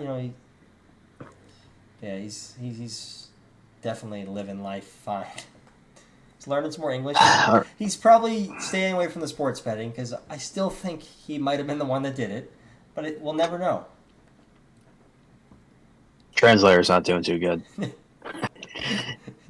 Translator, I haven't seen his face in forever, but I'm interested to hear your take. Mine's way different, but I just said the All Star game should not have representatives from every team Okay. because I think that's horrible for the players that are good and can't make the team because all the spots are filled. And it wasn't like this the whole time. And now this year, well, now they're definitely gonna want to do it because they're bringing back the teams' names on the uniforms. So it's gonna say like Red Sox during the All Star game. So now they're definitely gonna want a player from each team, but it just shouldn't be like that. I don't think any other sports like that. I don't know No. about the NFL. No. NFL. NFL kind of does it. Like they try their best, but I don't know if there's a rule for it. I'm trying to think. Like I don't think so, but they might at the same time. Well, yeah. I'm almost positive basketball doesn't. No, There's so many. basketball is certain. Yeah. There's only like 12 spots for basketball or something limited. Yeah. But I don't know the number for baseball, but I know there's been some good players like that have not made the All Star team the last couple of years just because there's not enough room, which is stupid. When they put Michael Lorenzen in the All Star game 2 years ago, who was awful. They put Paul Blackburn in the All Star game for the Yeah. A's because they had nobody else. The guy's not even pitching in a major league rotation now. Like Did Devers even make the game last year? yeah, but he wasn't starting. It's Okay. JRM. I was just making sure that he did. I think last year The whole Red Sox. thing's messed up. The voting's bad. All of it's bad. Yeah, and it's hard with baseball because it starts pretty early, and then like Clay Holmes, for example, who I don't think is good. He was good when the voting started, and he was on a good team. Like statistically, I still think he sucked ass, but statistically he was good. So when the voting started and when it ended, he was completely ass cheeks, and he like basically lost his job, and he was the closer that made it. Like it's just kind of hard sometimes with baseball. I think it's a good take. I have no problem with it. As a fan of a bad team, if we weren't like a small market team, I would probably want my guy to be an all star. But like, yeah, it is tough. I don't know what the right thing they should do with that is because last year there's definitely at least 5 players that could have made the game that were good. Definitely even maybe more. You're talking about It's also two so many guys leagues. that just sit out too. They like just say they're not going to play. Well, I think. Oh yeah, Devers ended up not playing because he was hurt. That's what happened last year. Okay, I don't think he yes, even went. that makes sense. So he got replaced. So now there ends up being like 50 All Stars. So it just takes the significance away from being an All Star pretty much, which is just annoying because it used to be all the best players, like Bonds and Griffey's and McGuire's and those guys that were all disgusting. Yeah, and that's exactly what the NFL has happened to. If the rule is in place, there's so many opt outs every year. You can't even play in it if you're in the Super Bowl because it's Yeah, before the Super Bowl, obviously. which That'd be sucks. pretty crazy if they did both. I think At least like once the one. All Star I game. think one player has like ever. I don't know if I think it might have been like Deion Sanders. I don't really know. I think it was Tom Brady. I know Tom opted out of like 15 Pro Bowls in his career. Super Bowl losses he was opting out in. I mean That'd be crazy. Mac Jones was a Pro Bowler due to one opt out, which is like crazy to think about because how much he regrets the next year. But like Tyler Huntley, I don't know. You probably don't even know who that is. He's a backup for the Ravens. He threw like 12 touchdowns in a season, and he was a Pro Bowler because everybody opted out. Like Burrow, Herbert, all of them. They were all gone, and it just that's why baseball's All Star Game is just better than the other two sports. It is awful that so many people get selected, uh, and it sucks they change a rule where like there's no reason to play for it anymore. I do think baseball's Yeah, All Star system is probably some of the better one because it is hard to do it right. the game itself is definitely the best, just because it's hard to not be competitive in baseball. In basketball, they're putting up 400 points, so Yeah, it's like stupid. But somehow the basketball voting is like one of the best because they only have a limited amount, which makes it like seem actually like accomplished when the player makes it. yeah. You're probably right. Basketball probably is the best in terms of like actually getting it right. But there's been some years where they've gotten like what the one year they didn't choose Brown, and that when Tatum became a star, they didn't choose Tatum. Like they definitely have some whiffs there too. Yeah, it's always one guy at the bottom that like just makes no sense. I don't even know if Brown will make it this year, which is like kind of makes it even more like deserving when somebody makes it over Brown. I mean, he probably will just because of fan voting, but Yeah, he's definitely not averaging what he used to. he should make it. Yeah, I don't really know who else would make it over him, but He's probably not they'll having. probably. He's probably scoring more points than he was last year. But He always has like a big game where he put up like 40 the other night. Like Trey Young hasn't made it, so maybe they'll throw him in there or something. Or he yeah, hasn't made it. Some years he's been good. I mean like Lamelo Ball was in there, and like He'll probably be starting. he's definitely good. But like Lamelo Ball was in there 2 years ago, and like I just remember watching him play, and it just looked so out of place that Lamelo Ball was running around with LeBron James in the All Star game. Wasn't like Klay Thompson almost in the All Star game when he wasn't even playing? Or something crazy. No, it was the Warriors had all 4 of them, and then they almost had the 5th guy. They had Zaza Pachulia, the center. He was like second in center voting because people wanted to see 5 All Stars for the Warriors, and he didn't even come near it because the NBA Yeah. wouldn't let that happen. They were like, "Yeah, Yes, we're not gonna they have can't let that Zaza." happen. Good Well, it's like the God. Blue Jays and MLB. The whole country's voting for Blue Jays, so they Yeah, always have like so many guys up there, yeah, which is just dumb. yeah. That's It's they're all flawed in some way, but I feel like every team getting at least one guy is just kind of annoying. yeah. I kind of wanted a take that would apply to next season, but that'd be interesting if it did. You'd be right. I guess it doesn't Maybe really matter. they'll hear this and they'll hear this and they'll change it up. Totally, actually, that's probably exactly what's going to happen. Willier and MLB representatives will be listening to this. Willier is. Santander didn't get too much love in this one either. I mean, if he signed to the Red Sox and Willier and Santander are sitting in, at Matt Barnes' pizza place, they used to get pizza, just watching this, they're gonna hate us. That'd be bad. Maybe Matt Barnes. Neither of them are gonna understand it. Does Santander even speak English? Probably not. Maybe some. If anybody does want to join the podcast, I'm going to put this clip separate. I'll put this after I post the other ones. If anyone wants to join the podcast or a fantasy baseball league at any point, we would love to have you on or in the league. Just contact me in the comments. We can get in touch. We're going to try to get a fantasy league going. Obviously, baseball is coming kind of soon. Last year, we had a fantasy baseball league. That was kind of fun, but it was kind of a disaster because, there was like every other week you'd have a 10-win week. You'd be playing a complete shit stain who had, 6 pitchers that are on the IL in their lineup. So it'd be great if we got some active people that are interested in that. And hopefully the TikTok can get some views and maybe we can get some people flowing in there. But we'd love to have anybody on the podcast to talk. Any sport, anytime, I would love to chat with you. I'm going to have some other content rolling out. Slowly but surely, I have a relatively busier month this month. First couple weeks I go to Destin, I go to Miami because of work and my wedding. So just bear with us on that one. But I will try to get as many clips of this posted and get this posted as soon as I can. But if there's anything you'd like to say so far, Ethan, about what we had to say, or anything you wanted to add that we didn't touch on so far that's kind of relative to our topic, then you can. I'll just say if you watch for like 3 hours and you already are most loyal listener, probably forever. I assume this was pretty long. Was it over 2 hours? It's 2 hours and 50 minutes, yeah.